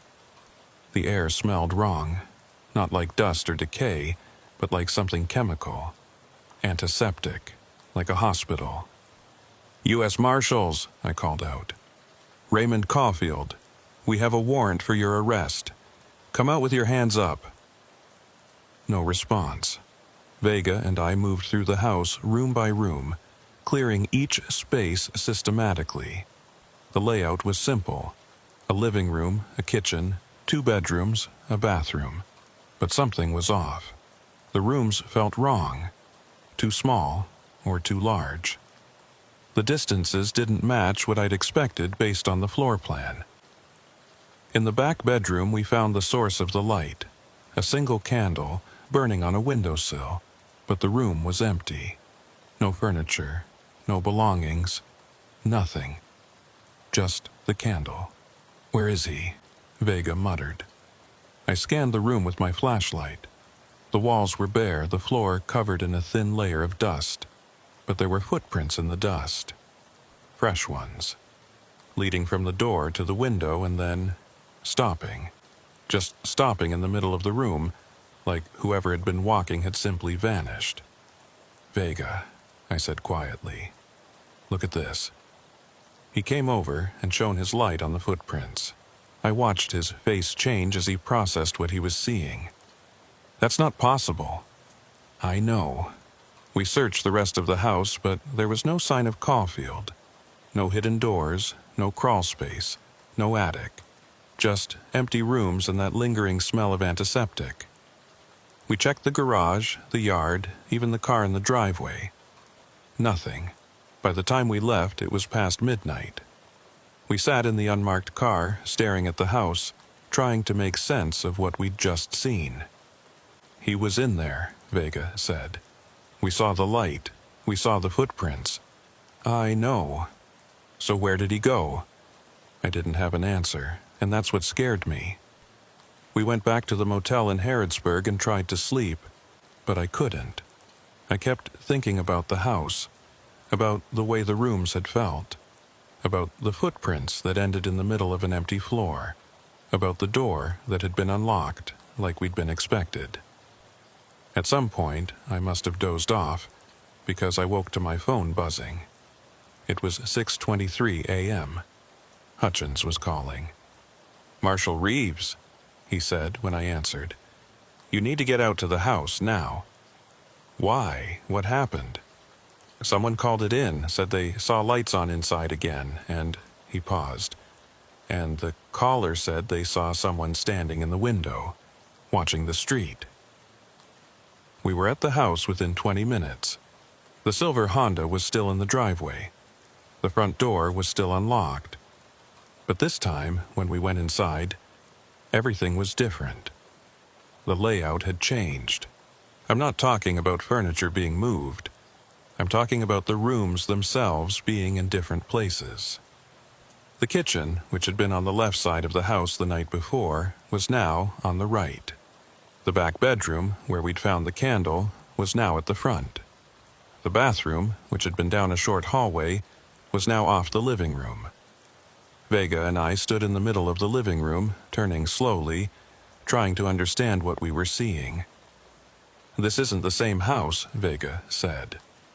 "It has to be," I said. "We're at the same address." Same car outside. Then how? I don't know. We searched the house again, more carefully this time, taking measurements, taking photos, documenting everything. But the more we looked, the less sense it made. The dimensions were wrong. The windows were in different places. Even the walls felt different. Thicker in some places, thinner in others. And we still couldn't find Raymond Caulfield. By mid-morning, we'd called in reinforcements, 2 more deputy marshals, a K-9 unit, and a team from the FBI. We set up a perimeter around the house and searched every inch of the property. The dog hit on something in the garage, Caulfield's scent probably, but there was no sign of where he'd gone. "He's playing with us," one of the FBI agents said. "He knows we're here, and he's messing with our heads." "How?" I asked. "How do you change the layout of a house overnight?" The agent didn't have an answer. We searched the house 3 more times that day. Each time the layout was different. Not drastically, just enough to make us doubt ourselves. A door that had been on the left was now on the right. A window that had faced the backyard now faced the side. Small changes, impossible changes. By evening, I was starting to question my own memory. Had the kitchen always been on the right? Had the bedroom always been at the front? I couldn't be sure anymore. And that terrified me more than anything else. That night, we set up cameras inside the house. Motion activated, infrared, covering every room. If Caulfield came back, we'd catch him. If the house changed again, we'd have proof. We watched the feeds from the unmarked car, Vega and I taking turns, each of us staring at the screens until our eyes burned. For hours, nothing happened. The house sat there, dark and still, the rooms empty. And then, at 2:34 a.m., every camera went dark at the same time. We were inside within 90 seconds. The cameras were still there, still recording, but the footage showed nothing but static. And the house had changed again. This time, there were more rooms that hadn't been there before. A narrow hallway leading to a door we'd never seen. A closet that opened into what looked like another bedroom. The house was growing. "We need to leave," Vega said. His voice was tight, controlled, but I could hear the fear underneath. "Right now." "We can't leave without Caulfield." "He's not here, Jen. He was never here. This is something else." "What are you saying?" "I'm saying this house isn't right, and we need to get out before—" He stopped. We both heard it at the same time. Footsteps, slow, deliberate, coming from somewhere deeper in the house, from one of the new rooms. I drew my weapon. "Raymond Caulfield, US Marshals, show yourself." The footsteps stopped. And then, from somewhere in the darkness, I heard a voice. It was faint, barely audible, but it was there. "You're in the wrong house." We stood, frozen, in the dark living room, our flashlights cutting narrow beams through the blackness, both of us listening to the silence that had swallowed the voice. The words echoed in my head. "You're in the wrong house." But that didn't make sense. We were at 1847 Hickory Lane. The address matched. The car outside matched. Everything matched except the house itself. "Did you hear that?" I whispered to Vega. "Yeah." His voice was steady, but his hand was tight on his weapon. "Where did it come from?" I swept my flashlight across the room, but the beam seemed weaker than it should have been, like the darkness was absorbing the light. Sounded like it came from the back, one of those new rooms that shouldn't exist. I know. We moved forward slowly, clearing corners, checking doorways, following proper procedure even though every instinct I had was screaming at me to leave. The hallway stretched ahead of us, longer than it should have been. I counted my steps. 15, 20, 25. The hallway in this house shouldn't have been more than 10 feet long, but we were still walking, still moving forward, and the walls on either side seemed to be closing in. "Vega," I said quietly, "how long is this hallway?" "Too long." We reached the door at the end. It was new, not just new to us, but actually new. The wood was fresh, the paint still tacky to the touch. I put my hand on the knob and looked back at Vega. He nodded. I pushed it open. The room beyond was empty. 4 walls, no windows, no furniture, nothing. Just bare drywall and a concrete floor. But the smell hit me immediately. That same antiseptic odor we'd noticed the first time we entered the house, but stronger now. Overwhelming. Like someone had dumped a gallon of bleach in the middle of the floor. In the center of the room was a single object, a folding chair, metal frame, vinyl seat, the kind you'd find in a church basement or a community center. Someone had been sitting there, recently. The seat was still warm. "Caulfield?" I called out. "If you're here, you need to show yourself. We're not leaving without you." No response. Vega walked around the perimeter of the room, checking the walls, tapping them with his knuckles. "Solid," he muttered. "No hidden panels, no doors, just a room. A room that wasn't here 12 hours ago. Yeah." I photographed the chair, the room, everything. I needed documentation, proof that we weren't losing our minds. But even as I took the photos, I felt that creeping sense of unreality, like I was documenting a dream. We backed out of the room and continued searching the house. Each room we entered felt slightly different from the last time we'd seen it. Not dramatically, just small changes. A light switch on the wrong wall, a window frame a few inches higher, a doorway that opened in instead of out. The kind of things you might not notice if you weren't paying attention. But once you saw them, you couldn't unsee them. In what had been the master bedroom, or what we thought had been the master bedroom, we found more evidence of occupation.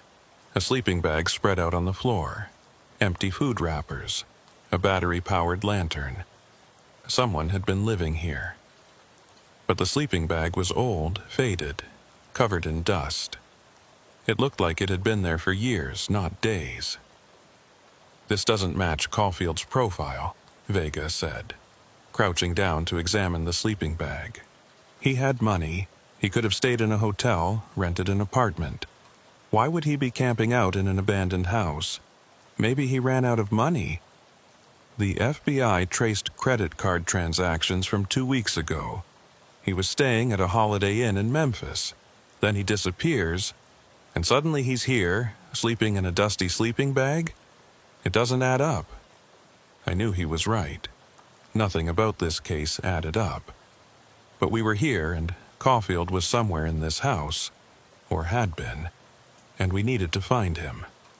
We searched for another 2 hours, going through every room, every closet, every cabinet. We found more strange things. A stack of newspapers from 1987.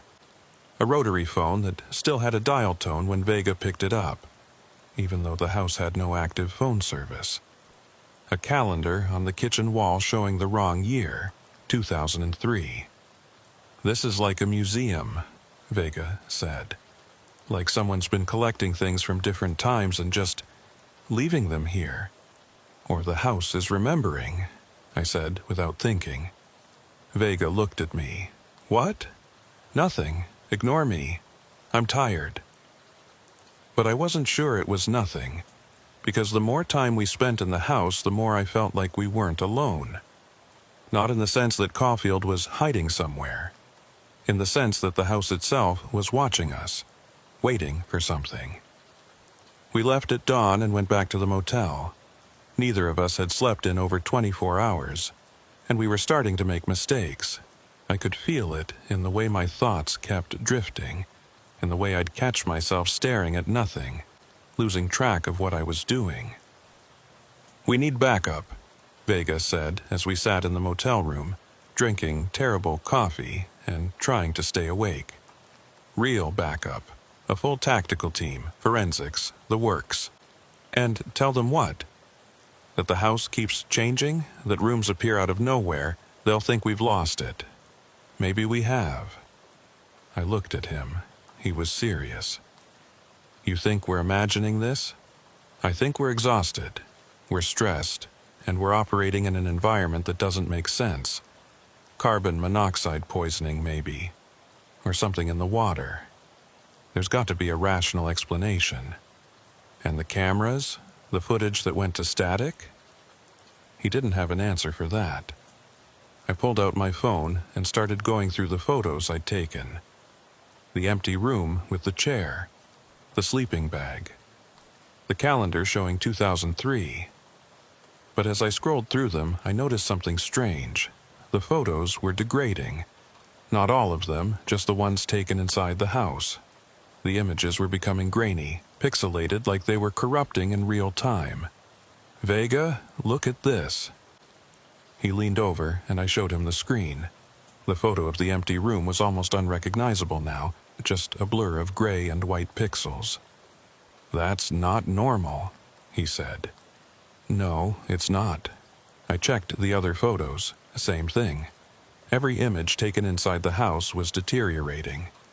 Within minutes, they were completely gone, replaced by blank squares. We need to go back, I said. Are you insane? We need answers, and the only place we're going to get them is that house. Vega stared at me for a long moment. Then he sighed. Fine, but we're not going alone this time. We're taking the full team. We called Hutchins and requested a joint operation with the sheriff's department. He agreed, though I could hear the skepticism in his voice when we tried to explain what we'd encountered. By early afternoon, we had 6 deputies, 2 more deputy marshals, and a forensics team assembled outside the house on Hickory Lane. Sheriff Hutchins himself was there, standing beside his cruiser, arms crossed, watching as we set up the perimeter. I've been doing this job for 30 years, he said to me. I've seen a lot of strange things, but a house that changes, that's a new one. I know how it sounds, I said. Do you? Because from where I'm standing, it sounds like you two have been working too hard and need some time off.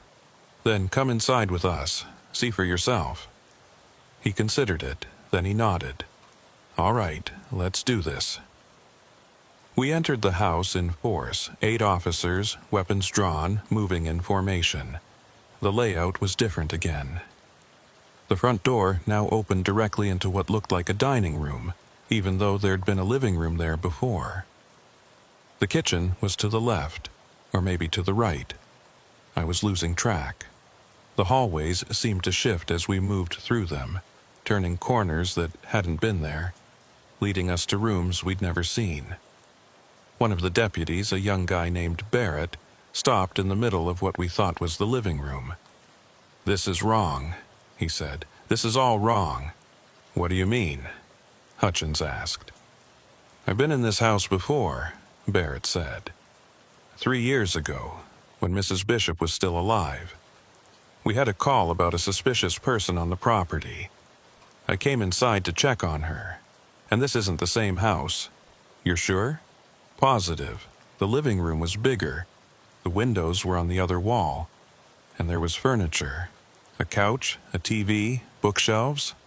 This room is completely different. Hutchins looked at me, and I saw the first crack in his skepticism. All right, he said slowly. Let's keep searching. But everyone stay together, no one goes off alone. We moved through the house as a group, documenting everything, taking measurements, comparing notes. The more we searched, the more discrepancies we found. Doors that led to nowhere. Windows that showed different views depending on which side of the room you looked from. A staircase that descended into what should have been the crawl space, but instead opened into another bedroom. In one of the back rooms, we found writing on the wall, carved into the drywall with something sharp. It was a single word repeated over and over, covering every surface. Leave. Leave. Leave. Leave. Leave. Leave. Who wrote this? One of the deputies asked. I don't know, I said, but I think we should listen to it. We kept searching. In what we were calling the East Wing, though I had no idea if it was actually on the east side of the house, we found another room with a chair in the center. But this time, there was something else. A file folder sitting on the seat of the chair. I approached it carefully, like it might explode. The folder was manila, worn at the edges, held together with a rubber band. I picked it up and opened it. Inside were property records for 1847 Hickory Lane. But they were wrong. The documents showed the house as having 5 bedrooms, 3 bathrooms, and over 3,000 square feet. The house we'd seen from the outside, the house on the property maps, was a single-story ranch with maybe 1,200 square feet. This doesn't match, Vega said, looking over my shoulder. I know. There were other documents in the folder. Building permits from the 1970s, showing additions being made to the house. Contractor invoices, insurance claims. But none of it matched the physical structure we were standing in. At the bottom of the pile was a photograph. Black and white, faded, showing a woman standing in front of the house. She was middle-aged, thin, with sharp features and dark eyes.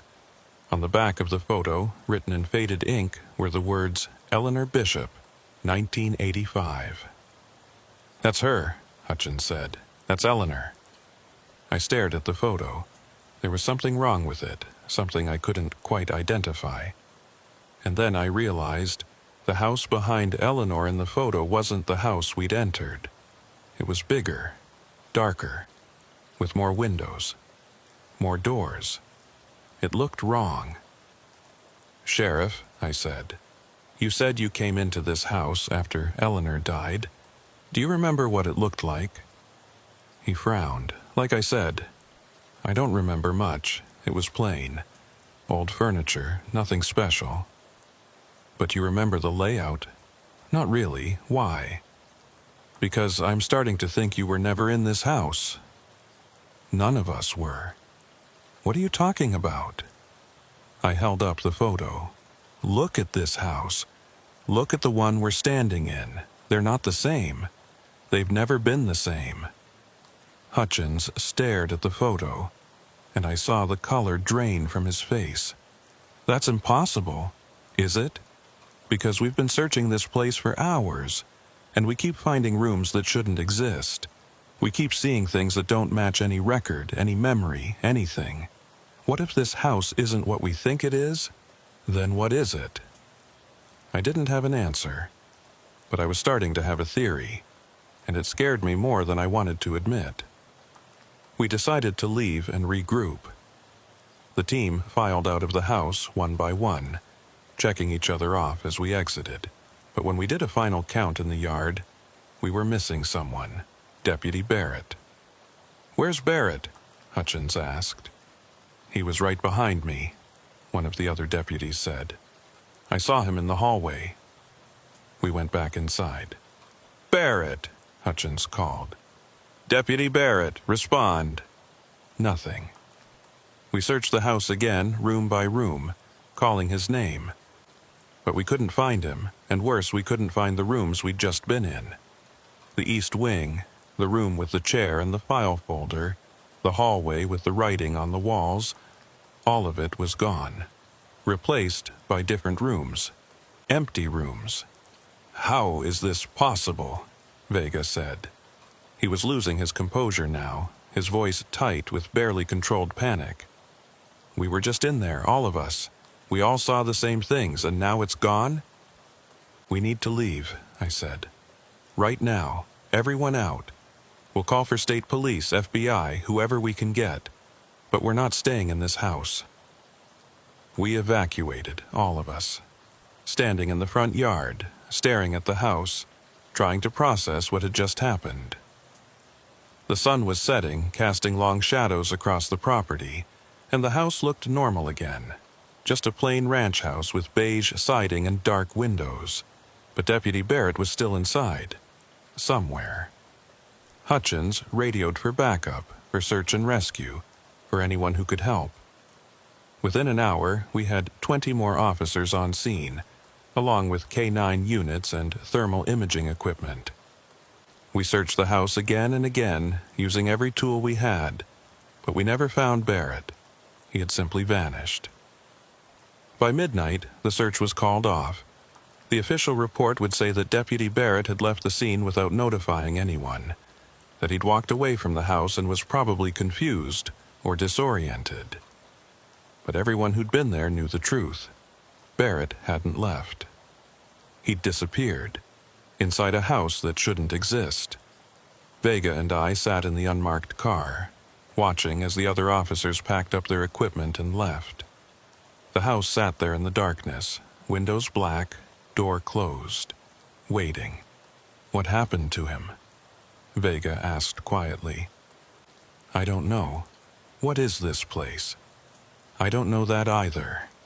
But I was starting to have ideas, and none of them were good. We didn't sleep that night. Couldn't. Instead, Vega and I drove back to Louisville and went straight to the county records office, which opened at 6 a.m. We were waiting at the door when the clerk arrived, badges ready, requesting every document related to 1847 Hickory Lane. The clerk, a woman in her 50s named Margaret, looked at us with tired eyes. That address again? You're the second people this week asking about that property. Second? I said. Who was the first? FBI agent, came in Monday. Said he was investigating fraud or something. Took copies of everything we had. Do you remember his name? She checked her log. Agent Deal, Daniel Deal. I looked at Vega. We both knew the FBI agents assigned to the Caulfield case, and there was no Daniel Deal on the team. Can you describe him? Vega asked. Margaret shrugged. Average height, brown hair, glasses. Looked like every other Fed who comes through here. Wore a suit, carried a briefcase, nothing special. Did he say anything else? Anything about why he was interested in the property? Not really, just that he needed the records for an investigation. He was polite, professional. I didn't think anything of it. We thanked her and took copies of everything she had. Property deeds, tax records, building permits, the works. Then we went to the Louisville field office and pulled every file related to Eleanor Bishop and the house on Hickory Lane. What we found didn't make sense. According to the property records, 1847 Hickory Lane had been owned by the Bishop family since 1968, when Thomas and Margaret Bishop purchased it from a previous owner named Harold Vance. The Bishops lived there until their deaths in the early 1990s, at which point their daughter Eleanor inherited it. She lived there alone until her death in 2019. Simple, straightforward. Except for the building permits. There were permits filed for additions to the house in 1973, 1981, 1995, and 2007. Each permit showed significant construction. New bedrooms, additional bathrooms, an expanded kitchen. But when we pulled the county inspector's reports, they all said the same thing. Construction not completed, permit expired. So they filed permits but never did the work, Vega said. Or they did the work without inspections, I said. Which would explain why the house doesn't match the records. But we've been inside. There's no evidence of major construction, no additions, no remodeling, nothing. It's just changing. I stared at the documents spread across the conference table. What if the construction was never physical? What if they were building something else? You're losing me. Think about it. Every permit was filed by Eleanor Bishop. Not her parents. Her. And every time we go into that house, it's different. Rooms appear. Rooms disappear. The layout changes. What if Eleanor was building something that exists differently? Vega looked at me like I'd lost my mind. Differently how? I don't know, but there's something wrong with that house, something fundamental, and I think Eleanor knew about it. Maybe she was trying to control it, or contain it. We spent the rest of the day tracking down anyone who'd known Eleanor Bishop. Neighbors, delivery drivers, the mailman who'd found her body. Most people described her the same way Sheriff Hutchins had: quiet, reclusive, unremarkable. But one neighbor, an elderly woman named Patricia Holcomb, told us something different. Eleanor was strange, Patricia said. We were sitting in her living room, a cluttered space filled with photos and knickknacks. I lived next door to her for 30 years, and I maybe spoke to her a dozen times. She didn't like visitors, didn't like anyone coming near the property. Did she ever talk about the house? I asked. Patricia nodded slowly. Once. It was back in the 90s, maybe 95 or 96. I'd gone over to borrow some sugar. My grandkids were visiting and I was making cookies. Eleanor answered the door, but wouldn't let me inside. She stood in the doorway, blocking my view, like she was hiding something. And I asked her if everything was all right. She looked at me with these intense eyes and she said, "The house is awake." Just like that. The house is awake. I felt a chill run down my spine. What did she mean by that? I don't know. I thought maybe she was losing it, going senile. But then she said something else. She said, "It's been awake since 1973, and I'm the only one who knows how to keep it calm." Did you report this to anyone? Why would I? She wasn't hurting anyone. She was just an eccentric old woman living alone. I figured she was talking about, I don't know, the house settling or something. Old houses make noises. You get attached to them, start thinking of them as alive. It happens. But you think she meant something else, Vega said. Patricia was quiet for a moment. I think Eleanor knew something about that house that the rest of us didn't. And I think whatever it was, it died with her. We thanked Patricia and left. As we walked back to the car, Vega said, 1973, that's the year of the first building permit. Yeah. So whatever happened to the house, whatever Eleanor was talking about, it started then. We need to find out what happened in 1973. We went back to the records office and pulled every document related to the house from that year. We found the building permit, filed in March 1973 for the construction of a new bedroom. But we also found something else, an insurance claim filed in April 1973 for damage to the property. The claim was denied, but the description was listed as structural damage due to settling. Settling, Vega said. That's normal for an old house, right? Usually, but look at the amount they claimed, $15,000. In 1973 dollars. That's not settling. That's major structural failure. We kept digging. We found contractor reports, engineer assessments, even a letter from the county building inspector recommending that the house be condemned. But the Bishops had fought it. They'd hired lawyers, filed appeals, done everything they could to keep the house. And eventually, they'd won. The county had backed off, the condemnation order was dropped, and the Bishops stayed. But the problems hadn't stopped. We found more insurance claims over the years, more reports of structural issues, more permits filed and expired. The house had been slowly falling apart for decades, or changing, or something. Why would they stay? Vega asked. If the house was that bad, why not just leave? Sell it? Move somewhere else? Maybe they couldn't, I said. Or maybe they thought they had to stay, to keep it calm. That evening, we went back to the house. We didn't go inside. We just sat in the car, watching the windows, trying to understand. The silver Honda was still in the driveway, untouched. The grass was still overgrown. Everything looked normal. but I knew it wasn't. At 9:15 p.m., a light came on in one of the windows.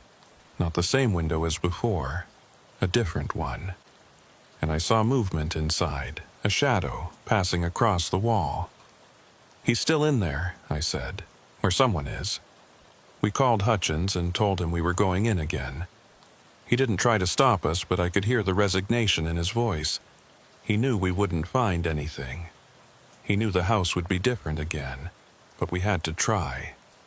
This time, we brought more equipment. Motion sensors, cameras with backup batteries, even a surveyor's laser to measure the rooms precisely. We documented everything, and when we entered the house, we found exactly what we expected: a different layout. New rooms, changed dimensions, a house that refused to stay still. But this time, we also found something else. In one of the back bedrooms, we found Deputy Barrett's radio. It was sitting on the floor in the center of an empty room, turned off. No sign of Barrett, just the radio. Vega picked it up carefully. "This is his. I recognize the serial number." So, he was here. But where is he now? We searched for another 2 hours, but we didn't find Barrett. We didn't find Raymond Caulfield. We didn't find anything except more empty rooms, more impossible architecture. More evidence that the house was something we didn't understand. At some point during the search, Vega stopped in the middle of a hallway. "Jen," he said quietly, "I think I've been in this hallway before." "We have. We've been through this house a dozen times. No, I mean, before this case, before any of this." He looked around, frowning. "This feels familiar, like I've seen it in a dream or something." "You're tired." "Maybe." But he didn't sound convinced. We left the house at midnight and went back to the motel. Neither of us spoke on the drive. We were both thinking the same thing. This case was never going to end. We could search the house 100 times, 1,000 times, and we'd never find what we were looking for, because the house didn't want to be found. That night, I dreamed about Eleanor Bishop. She was standing in the doorway of the house, blocking my view, just like Patricia Holcomb had described. But in my dream, I could see past her into the house beyond, and what I saw made me wake up in a cold sweat. The house was infinite. Rooms stretching into darkness, hallways that never ended, doors that opened into more doors. And somewhere in that infinite space I could hear footsteps. Dozens of them. Hundreds. All moving, all searching, all lost. When I woke up, Vega was calling. "We got a hit on Raymond Caulfield," he said. "Credit card transaction, gas station in Tennessee 2 hours ago." "Tennessee? But we just saw someone in the house." "I know. But unless Caulfield can be in 2 places at once, he's not in that house anymore. He's running again." We left Harrodsburg that morning, following the trail to Tennessee. The case continued, taking us through 3 more states, 6 more weeks of searching. We eventually found Caulfield in Arkansas, holed up in a motel, and took him into custody without incident. The case was closed. The fugitive was caught. But I never stopped thinking about the house on Hickory Lane, about Deputy Barrett, who was never found, who was officially listed as a missing person, his case still open. About the rooms that changed, the hallways that stretched, the footsteps in empty spaces. And most of all, I thought about Eleanor Bishop's words. "The house is awake," because I think she was right. The house was awake, and I think it still is. I filed my report 3 weeks after we apprehended Raymond Caulfield. It was a standard fugitive apprehension report, detailing the investigation, the surveillance, the eventual arrest in Arkansas. I included every detail that mattered for the case file: witness statements, credit card transactions, the timeline of Caulfield's movements, but I left out everything about the house on Hickory Lane. I told myself it wasn't relevant. Caulfield hadn't been in the house when we found him. Whatever had happened there, whatever we'd experienced, didn't impact the case. The fugitive was caught. The warrant was served. That's all that mattered. But that's not why I left it out. I left it out because I knew no one would believe it. And because I wasn't sure I believed it myself anymore. Vega and I never talked about the house after we left Harrodsburg. Not officially. We'd reference it in passing sometimes, usually late at night when we were on surveillance for a different case, but we never went into detail. It was like we'd made an unspoken agreement to let it go, to pretend it had never happened. But I couldn't let it go, not completely. I started doing research in my spare time. Nothing official, just personal curiosity. I pulled property records for houses across the country, looking for similar patterns. Houses with unusual building permits, houses where people had disappeared. Houses that didn't match their descriptions. I found more than I expected. There were dozens of cases, maybe hundreds. Houses that were bigger on the inside than the outside. Houses where the layout changed depending on who was looking at it. Houses where people went missing and were never found. Most of the reports were dismissed as pranks or hoaxes or misunderstandings. But I knew better. I'd seen it myself. I found one case in particular that caught my attention.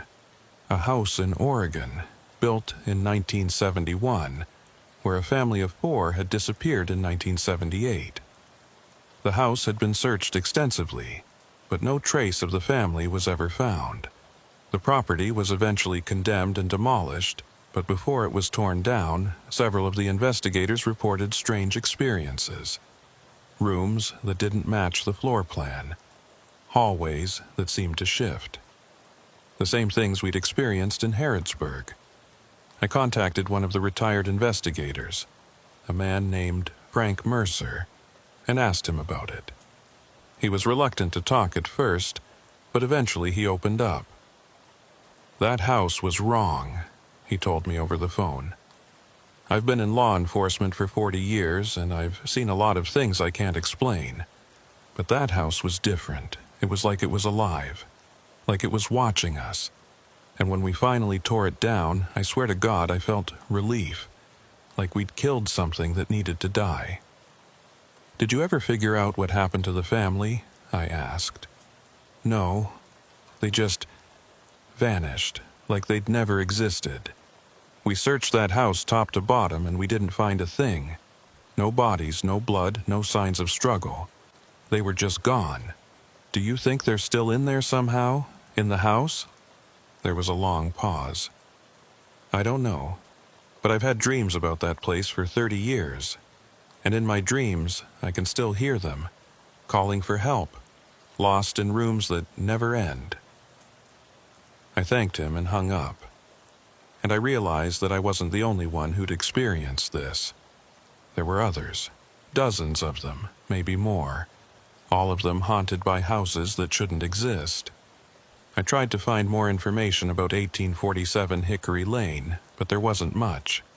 The house was still standing, still listed in the county records as vacant. No one had tried to sell it. No one had gone back inside. It just sat there, waiting. I thought about Deputy Barrett sometimes, about where he might be, if he was still alive, if he was trapped somewhere in those infinite hallways, searching for a way out that didn't exist. The thought kept me up at night. 6 months after we closed the Caulfield case, I got a call from Sheriff Hutchins. He sounded tired, older than I remembered. "Marshal Reeves," he said. "I thought you should know. We had another incident at the house on Hickory Lane." My stomach dropped. What happened?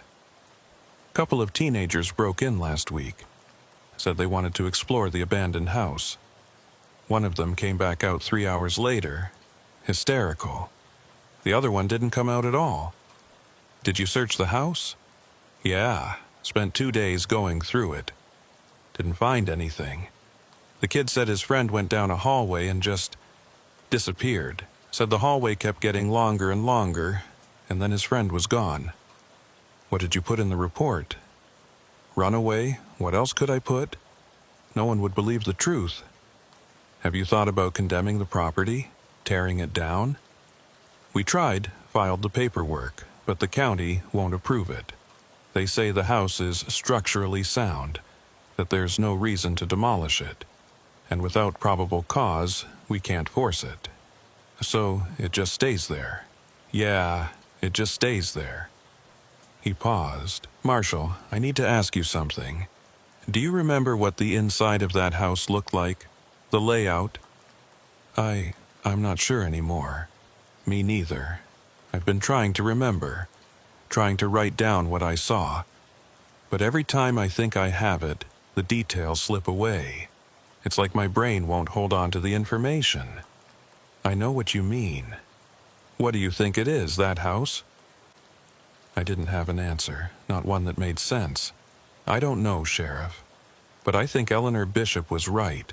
I think the house is awake, and I don't think it's going to sleep anytime soon.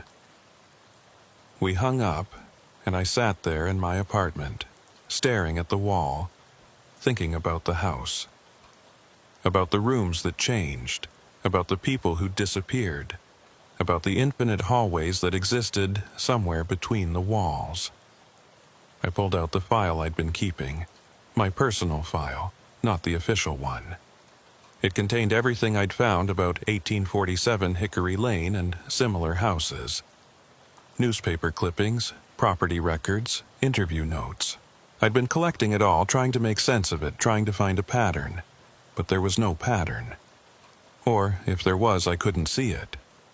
I thought about going back to Harrodsburg, about walking into that house one more time and trying to find Barrett, trying to understand what was happening. But I knew I wouldn't, because I was afraid that if I went back, I wouldn't come out either.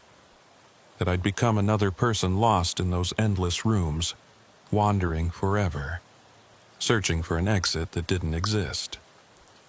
So I closed the file and put it away, and I tried to forget. But I couldn't forget. Not completely. Because every time I closed my eyes, I saw that house.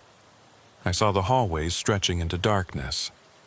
I heard the footsteps echoing through empty rooms, and I wondered how many people were trapped in there, walking through spaces that shouldn't exist, looking for a way home. A year after the case closed, I got a letter in the mail. No return address, just a postmark from Harrodsburg, Kentucky. Inside was a single photograph. It showed the house on Hickory Lane, taken from the street. But there was something wrong with it. The windows were different. The door was in a different place. Even the roof looked wrong, like the house had changed again. On the back of the photograph, written in neat handwriting, was a single sentence: "I'm still here." I don't know who sent it. I don't know if it was Barrett or one of the teenagers who disappeared, or someone else entirely. But I kept the photograph. I taped it to the wall next to my desk where I'd see it every day. A reminder that some cases never close, some mysteries never get solved, and some houses never let go of the people who enter them. Vega left the Marshal Service 6 months ago. He didn't give a reason, just turned in his badge and walked away. I tried to call him a few times, but he never answered. The last message I got from him was a text, sent at 2 in the morning. I keep dreaming about that house. I can't make it stop. I wanted to tell him I understood. I wanted to tell him that I had the same dreams, that I saw the same hallways, that I heard the same footsteps. But I didn't respond, because I didn't know what to say. I'm still with the service, still tracking fugitives, still serving warrants, still doing the job. But I'm different now, more cautious, more aware of the spaces I enter. Because I know now that some places are wrong, some places don't follow the rules. And once you've seen a place like that, once you've walked through rooms that change and hallways that stretch forever, you can't unsee it. I still have the photograph on my wall. And sometimes, late at night when I'm alone in the office, I look at it and wonder. Is Deputy Barrett still in there? Is he still walking through those infinite rooms, searching for a way out? Is he still alive? I don't know, and I don't think I ever will. Because some questions don't have answers. Some cases don't have closures. And some houses are meant to stay mysterious. Last week, I got another call from Harrodsburg. Not from Hutchins this time, but from a real estate agent. She said she had a client interested in buying the property at 1847 Hickory Lane. She wanted to know if there were any legal issues with the house, any reason why the sale couldn't go through. I told her the truth. There were no legal issues. The house was clean, free and clear.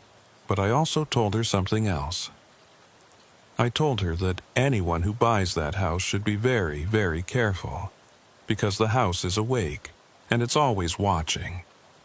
She laughed. She thought I was joking. I wasn't. The sale went through 2 weeks ago. A young couple bought the house for $30,000, which is cheap even for rural Kentucky. They said they were going to renovate it, turn it into their dream home.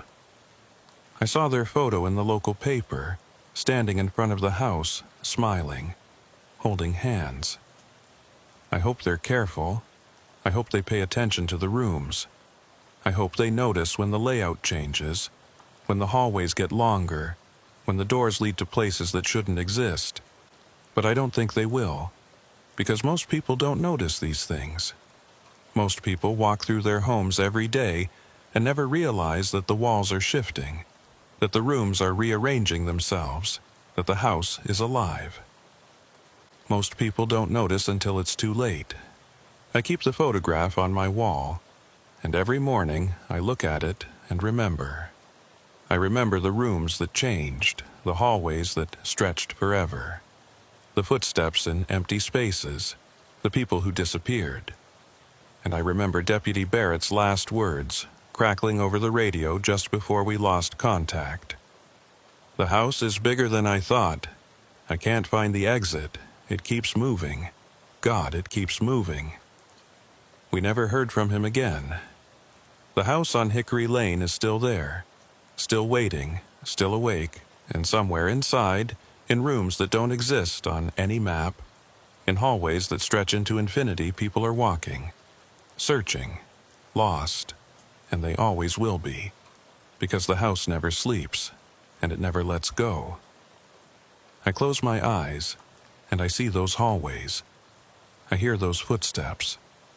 And I know, somewhere deep in the back of my mind, that one day I'll go back. I'll walk through that door one more time. I'll search those rooms. I'll follow those corridors into the darkness. And maybe I'll find Barrett. Maybe I'll find the others. Maybe I'll find a way to put them to rest. Or maybe I'll become one of them, another lost soul, wandering through infinite space, searching for an exit that doesn't exist. I don't know, and that's what scares me most. Because with the house on Hickory Lane, you never know. You never know if you're going to find what you're looking for. You never know if you're going to make it out. You never know if the house will let you leave. All you know is that once you go in, once you walk through that door and into those shifting rooms, you're part of it, forever. The house is awake, and it's waiting. It's always waiting. The call came in at 11:43 p.m. on a Tuesday in March. A man had walked into the federal building in downtown Chicago, approached the security desk, and calmly announced that he was turning himself in. He said his name was Michael Dreyer, that he was wanted on federal charges, and that he was tired of running. Security called us immediately. That's protocol when someone surrenders voluntarily. US Marshals handle the intake, verify the warrant, process the arrest. Usually it's straightforward. Usually it takes about an hour. The fugitive sits in an interview room. We run their information through the system, confirm their identity, and transport them to the appropriate facility. This case took 14 hours. And by the end of it, I wasn't sure we'd arrested the right person. or any person at all. My name is Deputy US Marshal Robert Klein, and I've been with the service for 13 years.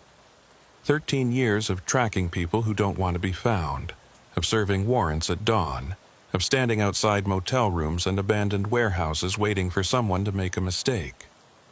I've arrested murderers and drug dealers and white-collar criminals who'd stolen millions. I've seen people break down and confess everything the moment they saw my badge, and I've seen people fight until the very end, refusing to accept that their run was over. But I've never had someone walk in and surrender who'd already been in custody for 3 years. I arrived at the federal building at midnight.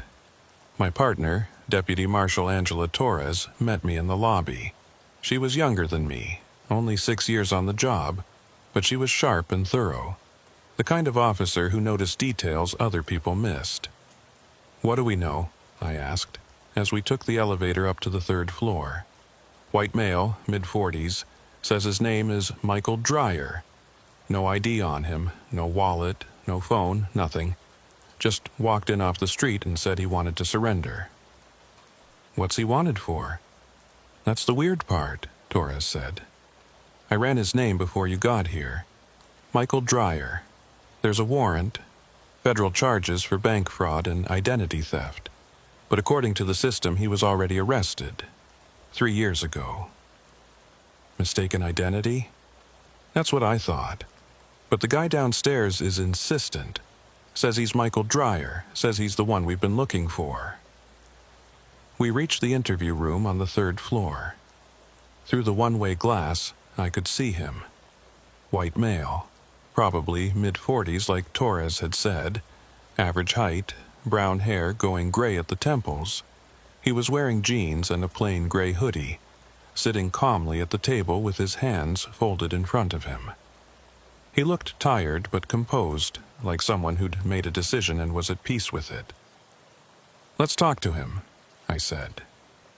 We entered the room, and the man looked up. His eyes were clear, steady, no sign of intoxication or mental instability. He stood up when we came in, which was unusual. Most fugitives stay seated, either out of defiance or exhaustion. But this guy stood, like he was greeting guests in his home. "Thank you for coming," he said. His voice was calm, polite. "I know it's late." "Sit down, please," I said, taking the chair across from him. Torres stood by the door, notebook ready. The man sat. "My name is Michael Dreyer. I'm turning myself in on federal charges. I believe there's a warrant for my arrest." "There is," I said. "Or there was. But our records show that Michael Dreyer was arrested 3 years ago, in Kansas City." The man frowned. "No, that's not right. I've never been arrested. I've been running for 5 years. 5 years. Yes, since 2018. I committed fraud. I stole money from multiple banks using false identities. I know what I did. I'm ready to face the consequences." I glanced at Torres. She was already pulling up the file on her tablet. "Mr. Dreyer," I said, "I need to ask you some questions to verify your identity. What's your date of birth?" "September 14th, 1979. Torres checked the file and nodded. It matched. "Social Security number?" He recited it. Again, it matched. "Place of birth?" "Des Moines, Iowa." Match. "Mother's maiden name?" "Patterson." Match. Every answer he gave matched the information in our system. But according to that same system, Michael Dreyer was already in federal custody. He'd been sentenced to 8 years for bank fraud and was currently serving his time at FCI Englewood in Colorado. "Mr. Dreyer," I said slowly, "I need you to understand something. According to our records, you were arrested in Kansas City in March of 2020. You were tried, convicted, and sentenced. You're currently in prison." The man stared at me. "That's impossible." "I'm looking at the records right now. Michael Dreyer, DOB September 14th, 1979. SSN matching yours. Arrested by FBI agents in Kansas City on March 8, 2020. Surrendered peacefully at a hotel. Pleaded guilty. Sentenced to 8 years. No. The man shook his head. I wasn't in Kansas City in 2020. I was in Oregon. I was working under an assumed name trying to stay off the grid. I've never been arrested. I've never even spoken to the FBI. Then who's in prison right now? Torres asked. I don't know, the man said. But it's not me. I'm Michael Dreyer. I'm the one you're looking for. I studied his face, looking for signs of deception. But he seemed genuinely confused. And more than that, he seemed scared, like he was realizing that something was very wrong. Do you have any identification? I asked. Driver's license, passport, anything? No, I destroyed everything years ago. I've been living under fake names, paying cash for everything. I thought it would keep me safe. Safe from who? From you, from law enforcement. I knew eventually I'd get caught, but I wasn't ready to face it until now. I leaned back in my chair. Okay, let's say you are who you say you are. Why turn yourself in now, after 5 years? The man was quiet for a long moment. Then he said, because I saw him. Saw who? Myself. 2 weeks ago, I was in Springfield, Illinois. I was at a gas station filling up my car, and I saw myself, walking across the parking lot. Same face, same height, same build. It was like looking in a mirror, and when he saw me, he stopped. We just stared at each other for maybe 10 seconds, and then he got in a car and drove away. You think you saw your doppelganger?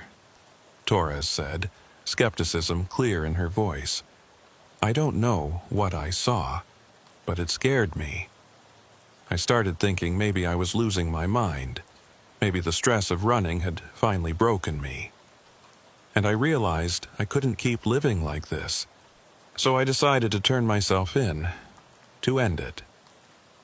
I exchanged a look with Torres. Excuse us for a moment, I said to Dreyer. We stepped out of the room and closed the door. What do you think? Torres asked. I think he believes what he's saying, but it doesn't make sense. We have a Michael Dreyer in custody. Same name, same DOB, same SSN. How can there be 2 of them? Identity theft, Torres suggested. Maybe someone stole his information, got arrested using his name. But the person in prison would have said something, would have fought the charges, claimed mistaken identity. Unless they were the real thief and our guy in there is the one using a stolen identity. Then why would he turn himself in? Torres didn't have an answer. We went back into the room. Mr. Dreyer, I said, we're going to need to verify your identity. Fingerprints, photos, the works. And we're going to need to contact the facility where the other Michael Dreyer is being held. This is going to take some time. I understand, he said. I'm not going anywhere. We processed him, took his fingerprints, his photo, a DNA swab. Then we sent all of it to the FBI for analysis. While we waited for the results, I pulled up the file on the Michael Dreyer who was in prison. The arrest report was straightforward. FBI agents had tracked him to a hotel in Kansas City based on a tip from a bank employee who'd recognized him from surveillance footage. They'd knocked on his door at 6 a.m., and he'd surrendered without resistance. He'd been cooperative throughout the entire process, had waived his right to trial, and had pleaded guilty to all charges. There were photos in the file.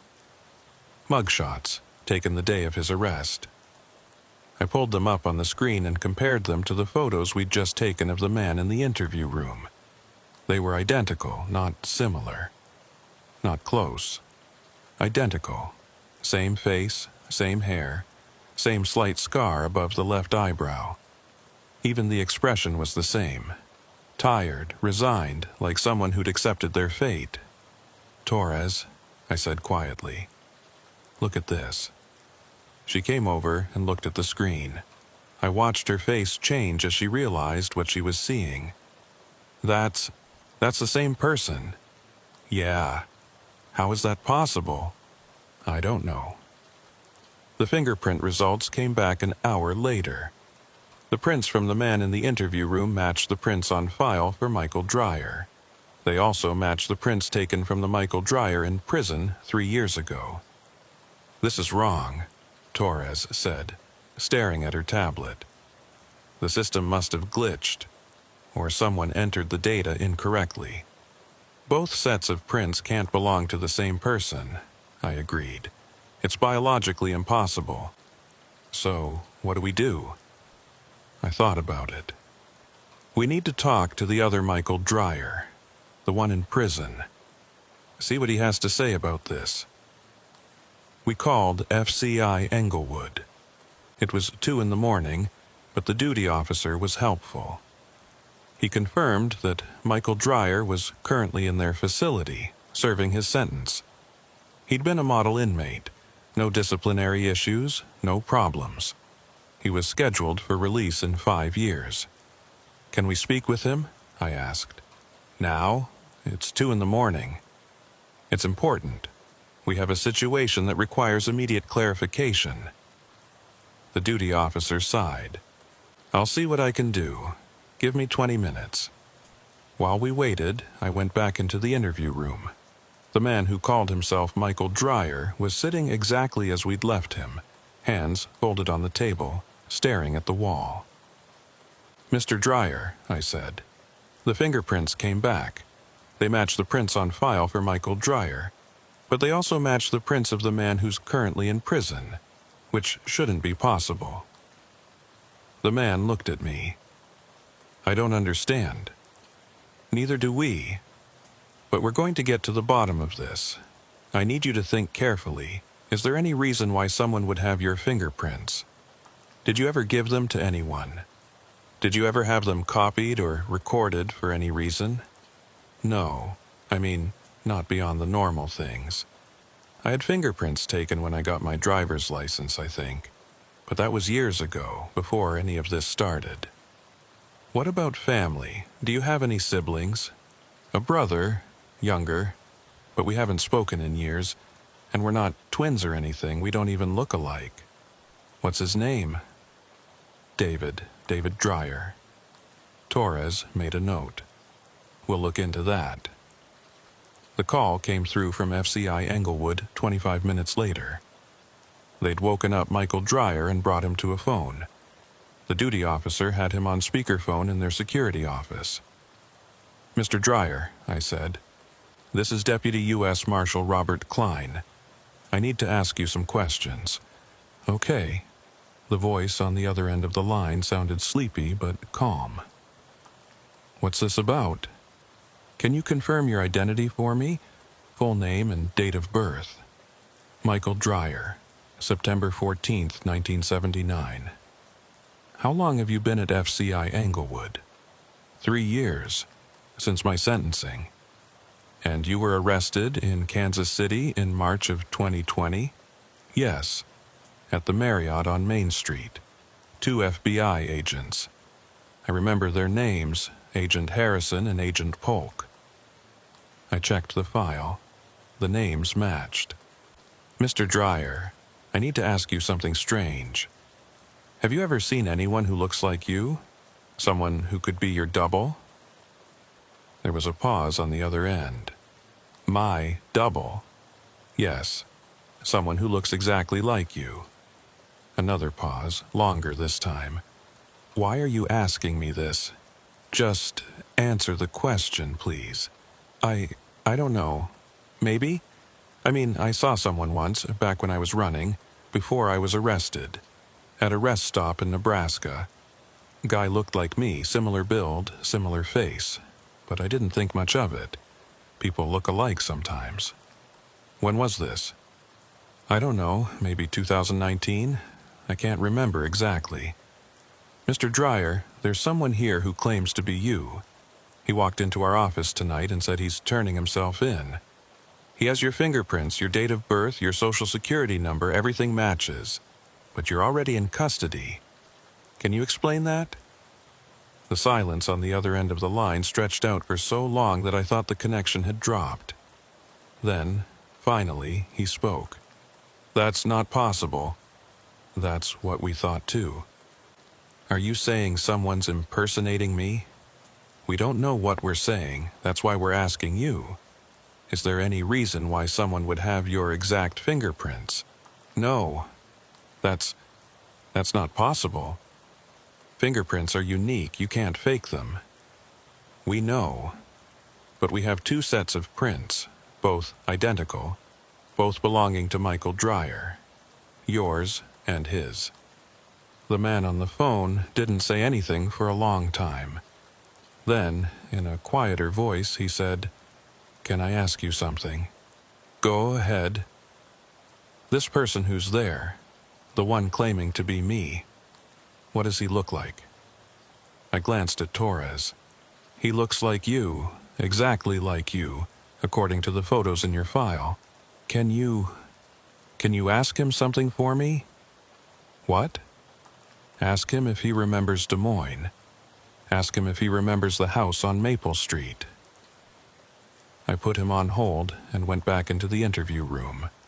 The man was still sitting there, calm and patient. "Mr. Dreyer," I said, "the person we spoke to in Colorado asked me to ask you something. He wants to know if you remember Des Moines, the house on Maple Street." The man's face changed, not dramatically, but enough for me to notice. His eyes widened slightly, and his hands tightened on the table. "Yes," he said quietly, "I remember." "What was on Maple Street?" "That's where I grew up. My parents' house. I lived there until I was 18. I went back to the phone. He says yes, he remembers. He says he grew up there. The man in Colorado was quiet. Then he said, "That's impossible." "Why?" "Because I grew up in that house. It was my childhood home. And I know for a fact that no one else lived there. My parents owned it. Just us. Just our family. Maybe you lived there at different times." "No, I was there from 1985 until 1997. If he says he grew up there, and I grew up there, we would have been there at the same time. We would have seen each other." "Unless you are the same person," I said, not believing the words even as I said them. "That's impossible." "I know, but we're running out of rational explanations." The man in Colorado didn't respond. I heard him breathing on the other end of the line, steady but fast, like he was trying to calm himself down. Finally, he said, "I want to see him." "What?" "I want to see the person who's claiming to be me." "Can you arrange that?" "You want us to transport you here, from Colorado?" "Yes. I need to see him. I need to know who he is." I thought about it. It was highly irregular, but these were highly irregular circumstances. "I'll have to get approval. It might take a few days. I don't care how long it takes. I need to see him." We ended the call. Torres and I stood in the hallway outside the interview room, both of us trying to process what we'd just heard. "This is insane," Torres said. "2 people with the same fingerprints, the same face, the same memories. It's not possible." "I know. So what do? We keep digging. We find out who these people really are. And we figure out which one is the real Michael Dreyer."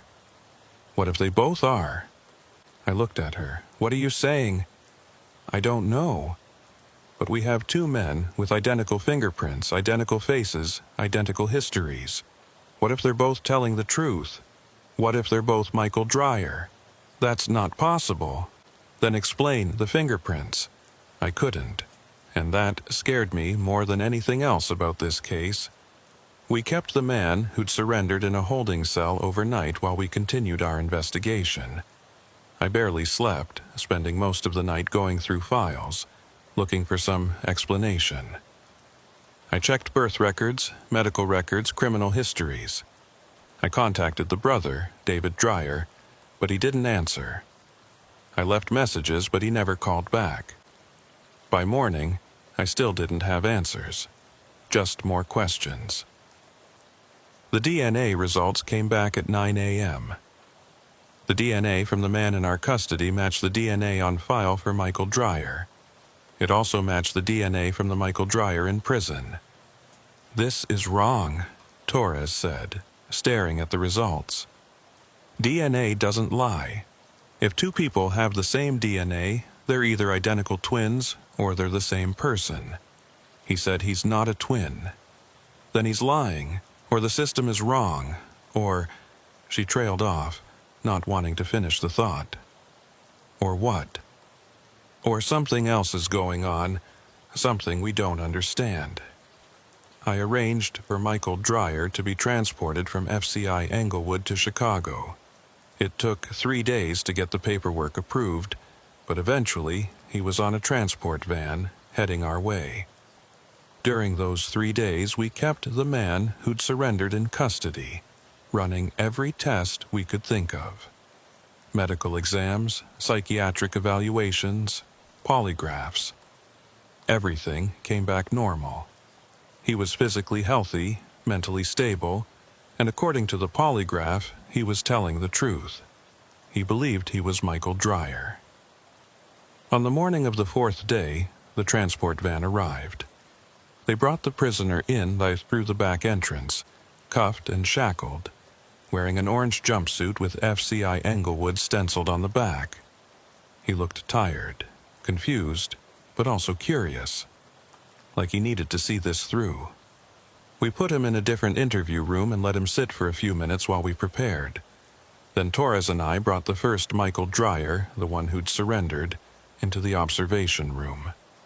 We stood behind the one-way glass, looking at the man in the orange jumpsuit.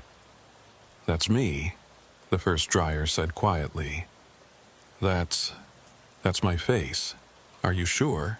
"Yes. I mean, that's what I look like, isn't it?" "That's my face." I studied him. His hands were shaking.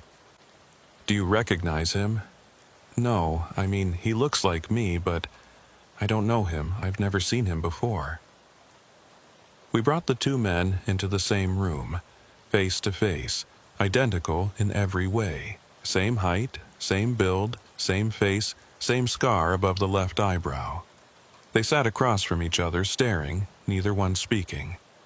Finally, the one in the jumpsuit said, "Who are you?" "I'm Michael Dreyer," the first one said. "Who are you?" "I'm Michael Dreyer." They stared at each other. The silence in the room was suffocating. "This is impossible," the one in the jumpsuit said. "You can't be me. I'm me. I am you. No, you're not. You're someone else. Someone pretending." "I'm not pretending. I'm Michael Dreyer. I grew up on Maple Street in Des Moines. My mother's name was Patricia.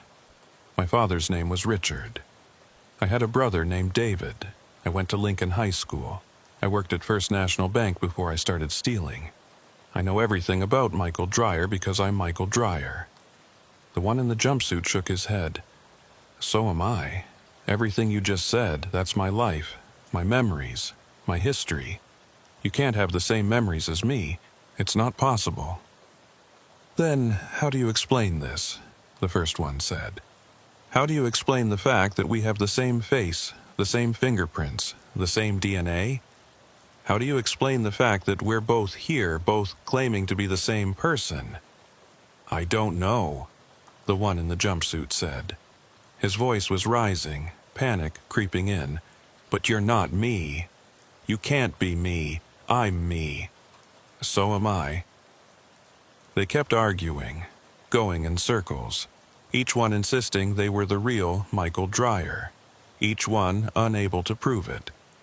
Torres and I watched from behind the glass, both of us feeling a growing sense of unease. "This can't be real," Torres said. "This has to be some kind of elaborate scam, identity theft, twins separated at birth, something. There has to be a rational explanation. Then what is it? I asked. She didn't have an answer. We separated them again and spent the next several hours interviewing each one individually, asking them detailed questions about their lives, their memories, their experiences. Every answer they gave was identical. Same childhood stories, same family details, same memories of committing fraud. It was like they were reading from the same script, but they weren't. They were both genuinely confused, both genuinely scared, and both genuinely convinced that they were Michael Dreyer. Late that night, after everyone else had gone home, I sat alone in my office, staring at the 2 case files spread out on my desk. Same name, same face, same history, same fingerprints, same DNA. 2 men who were, by every measurable standard, the same person. But they couldn't be. It was impossible. I thought about what Torres had said. What if they're both telling the truth? And I realized, with a chill that went straight to my bones, that maybe they were. The next morning, I called a meeting with my supervisor, District Chief Marshal William Hendricks. He was a career officer with 30 years in the service, the kind of man who'd seen everything and didn't rattle easily. But when I explained the situation, 2 Michael Dryers, identical in every way, both claiming to be the same person, I saw something I'd never seen before in his eyes. Uncertainty. "Walk me through this again," Hendricks said, leaning back in his chair. Slowly, I went through it all. The initial surrender, the fingerprint matches, the DNA results, the transport from Colorado, the face-to-face meeting where 2 identical men had stared at each other in confusion and fear. Hendricks listened without interrupting. When I finished, he was quiet for a long moment. Then he said, "What's your theory?" "I don't have one, sir. Every rational explanation we've come up with doesn't hold up under scrutiny. They're not twins. They have the same DNA, not just similar. They're not one person pretending to be 2. We have documented evidence of both of them existing in different places at different times. And they're not using stolen identities. They both have memories that go back decades, memories that match perfectly." "So, what are you saying?" "I'm saying I don't know what's happening, and that scares me." Hendricks stood up and walked to the window, looking out at the Chicago skyline. "I've been doing this job for a long time, Deputy. I've seen frauds. I've seen elaborate cons. I've seen people do incredible things to avoid prosecution, but I've never seen anything like this. What do you want us to do?" He turned back to me. "Keep investigating. Dig deeper. There's an explanation somewhere, and you need to find it. In the meantime, we're going to need to bring in some experts. Forensic specialists, psychologists, maybe even someone from the academic community who can help us make sense of this. And the 2 Dryers? Keep them separated. Don't let them communicate. And for God's sake, don't let this leak to the press. If word gets out that we have 2 men with identical fingerprints and DNA, we're going to have a media circus on our hands." I spent the next week digging into every aspect of Michael Dryer's life. I tracked down his brother, David, and finally got him on the phone. He lived in Seattle now, working as a software engineer, and he hadn't spoken to Michael in over a decade. "We had a falling out," David said when I asked about their relationship. "Money issues, family drama, the usual stuff. I cut ties with him back in 2010. "When's the last time you saw him?" "Christmas 2009. At our mother's house. Why? Did you notice anything unusual about him?" "Unusual how?" "I can't give you specifics, but anything strange, anything that stood out." David was quiet for a moment. "Actually, yeah. There was something. Michael seemed, I don't know, distracted. Like he wasn't all there, and he kept asking me weird questions. What kind of questions? Questions about our childhood. Like he was trying to confirm memories. He'd ask me if I remembered specific things. A trip we took to Wisconsin, a dog we had when we were kids, stuff like that. And when I'd answer, he'd seem relieved, like he'd been worried I'd say something different. Did you think that was strange? At the time, no. I figured he was just being nostalgic. But looking back now, yeah, it was weird. It was like he was checking to make sure his memories were real. And you haven't seen him since? No, I heard he got arrested a few years ago, but I didn't reach out. We weren't on speaking terms. David, I need to ask you something important. Did Michael have any siblings besides you? Any twins? Any other brothers or sisters? No, just me. You're sure? Positive. My mom had complications after I was born. She couldn't have any more kids. It was just the two of us. I thanked him and hung up. Another dead end. Torres had been running down other leads.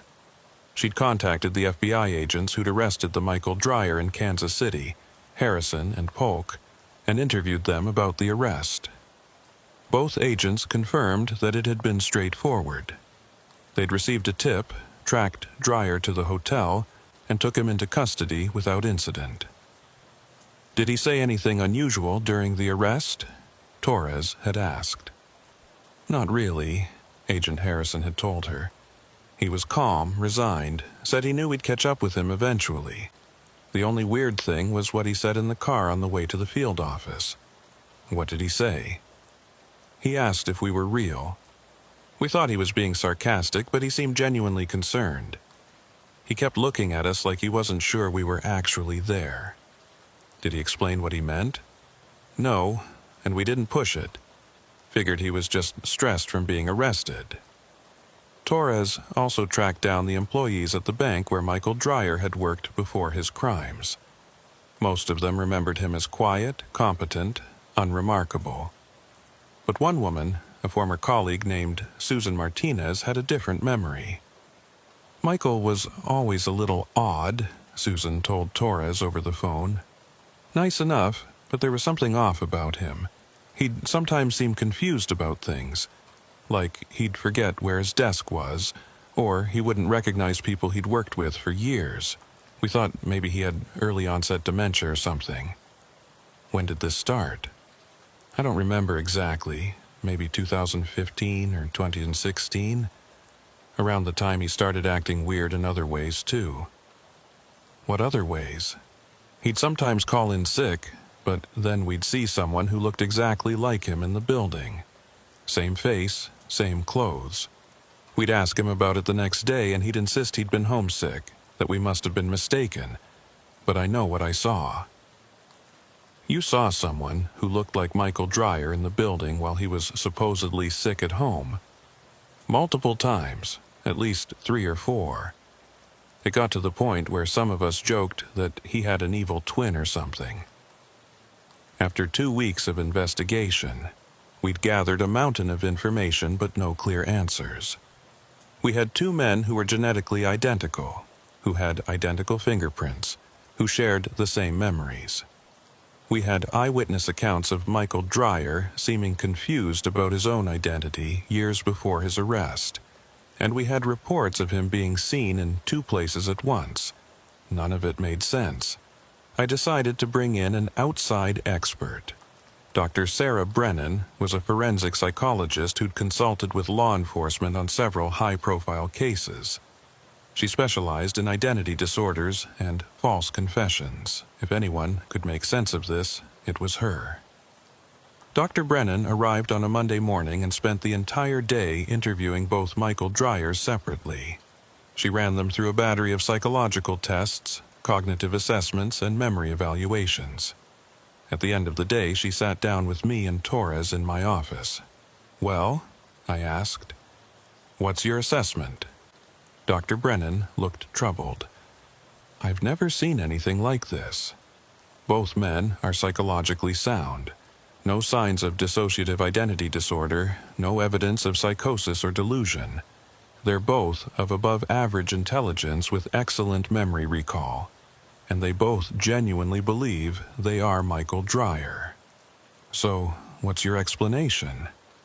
I don't have one, at least not one that makes sense within our current understanding of psychology and identity. The only conclusion I can draw is that somehow both of these men have the same consciousness, the same sense of self. It's as if the identity of Michael Dreyer exists in two separate bodies simultaneously. That's not possible, Torres said. I know, but I can't find any other explanation that fits the evidence. What about folie à deux? I suggested. Shared delusion. I considered that, but folie à deux requires prolonged contact between the individuals, usually in isolation from others. These two men have never met before, as far as we can determine. They couldn't have developed a shared delusion independently. Then what are we dealing with? Dr. Brennan shook her head. I don't know, but I can tell you this. Both of these men are terrified. They're experiencing something that shouldn't be possible, and they don't understand it any more than we do. That night, I stayed late at the office, reviewing everything we had. Case files, interview transcripts, forensic reports, psychological assessments. I was looking for something, anything, that might provide a clue. Around midnight, I found it. I was going through the financial records, tracking the fraudulent transactions that Michael Dreyer had made over the years. There were dozens of them spread across multiple states, using various false identities. But when I plotted them on a timeline, I noticed something strange. There were overlaps. Times when transactions were made in two different states on the same day, sometimes within hours of each other. A purchase in California at 10 a.m., another in Nevada at 2 p.m. Distances that would be impossible to cover in that time frame. I pulled up the surveillance footage from some of the banks where the transactions had occurred. And there he was, Michael Dreyer, walking up to ATMs, making withdrawals, using fake IDs. But the timestamps didn't work. He couldn't have been in both places at once, unless there were two of him, which should have been impossible. I called Torres. I found something. Come to the office, now. She arrived 20 minutes later, and I showed her what I'd discovered. We spent the next 3 hours going through every transaction, every piece of surveillance footage, every credit card statement. And the pattern was undeniable. Michael Dreyer had been in two places at once, not just recently, for years, since at least 2015. How is this possible? Torres asked. I don't know, but it explains why he was so successful at evading capture. The FBI was chasing one person, but there were two of him, maybe more. More? Think about it. If there can be two Michael Dryers, why not 3 or 4? How many versions of him could be out there? Torres looked sick. We need to tell Hendricks. We briefed Hendricks the next morning. To his credit, he didn't dismiss our findings. He listened carefully, studied the evidence, and then made a decision. We need to expand this investigation, he said. I want you to check every database we have access to. DMV records, passport applications, employment histories. Look for any other instances of Michael Dreyer appearing in multiple places at once. If there are more of him out there, we need to find them. We spent the next week doing exactly that. And what we found was disturbing. There were at least 6 documented instances of Michael Dreyer being in 2 places simultaneously. A driver's license photo taken in Iowa on the same day he'd renewed a different license in Missouri. Employment records showing him working 2 different jobs in 2 different cities on the same day. Security footage from airports showing him boarding flights to different destinations at the same time. This has been going on for years, Torres said, staring at the evidence spread across the conference table. Since at least 2015, maybe earlier. How did no one notice? Because no one was looking, I said. The system isn't designed to catch something like this. When someone's fingerprints match, we assume it's the same person. We don't check to see if that person was also somewhere else at the same time. But now we know, so what do? We find out how many there are. We created a task force, pulling in agents from multiple federal agencies. The FBI, Secret Service, Homeland Security, everyone who might have information about Michael Dreyer or his crimes. We set up a command center and started mapping out every known instance of him appearing anywhere in the country. The map was terrifying. Dozens of sightings, scattered across the United States, all occurring simultaneously. It was like Michael Dreyer was everywhere at once. And then we made another discovery.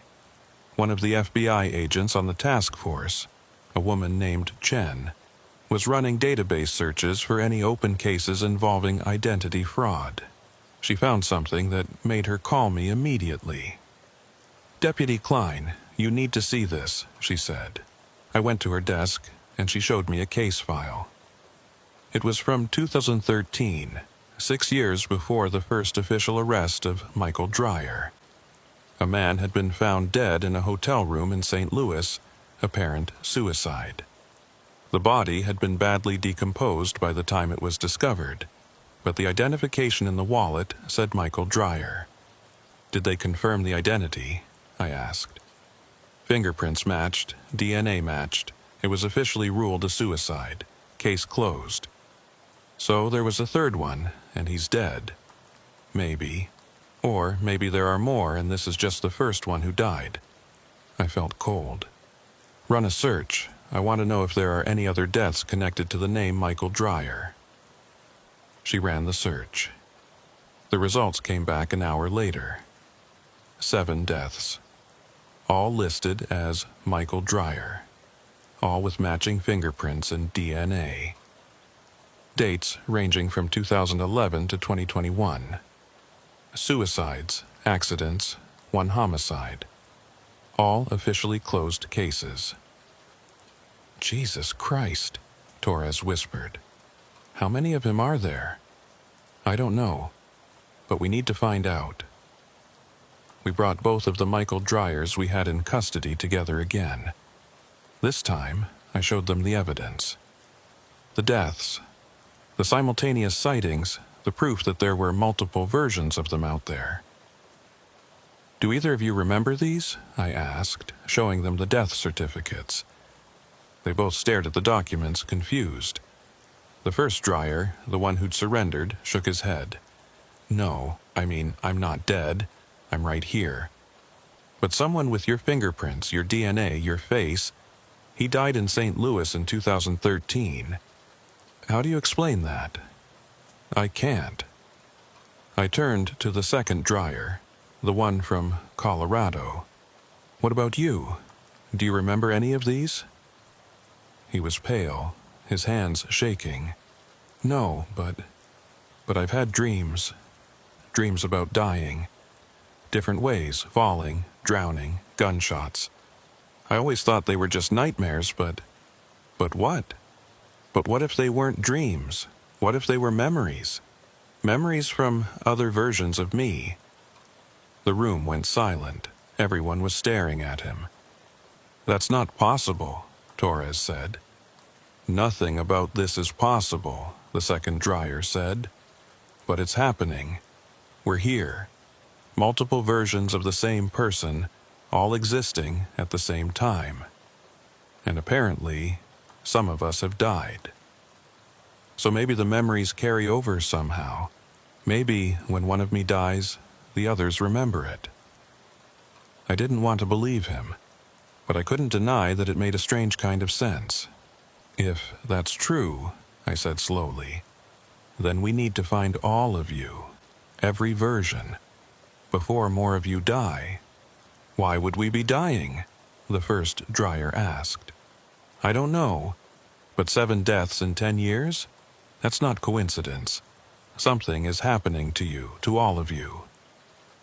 We expanded the investigation again, this time looking for living versions of Michael Dreyer. We sent alerts to every law enforcement agency in the country, asking them to report any sightings or interactions with someone matching his description. The responses came in quickly, too quickly. Within a week, we had over 50 reports of Michael Dreyer sightings from across the country. Some of them were obviously mistakes or false alarms, but at least 20 of them appeared to be legitimate. 20 different versions of Michael Dreyer, all living separate lives, all apparently unaware of the others. "This is impossible," Hendricks said when I showed him the reports. "One person can't exist in 20 different bodies." "But he does," I said. "The evidence is overwhelming. Michael Dreyer isn't just one person anymore. He's fractured somehow, split across multiple versions of himself." "How? How does that happen?" "I don't know, but I think it started in 2015. That's when the first reports of unusual behavior came in, when coworkers started seeing him in 2 places at once. Something happened to him that year, something that caused him to split. What could cause that? I have no idea, but we need to find out, because if this can happen to Michael Dreyer, it could happen to anyone. We tried to track down every living version of Michael Dreyer, but it was like chasing smoke. Every time we got close, he'd disappear. Or rather, they'd disappear. Multiple versions, all running, all hiding, all trying to stay one step ahead of us. And then, one by one, they started dying.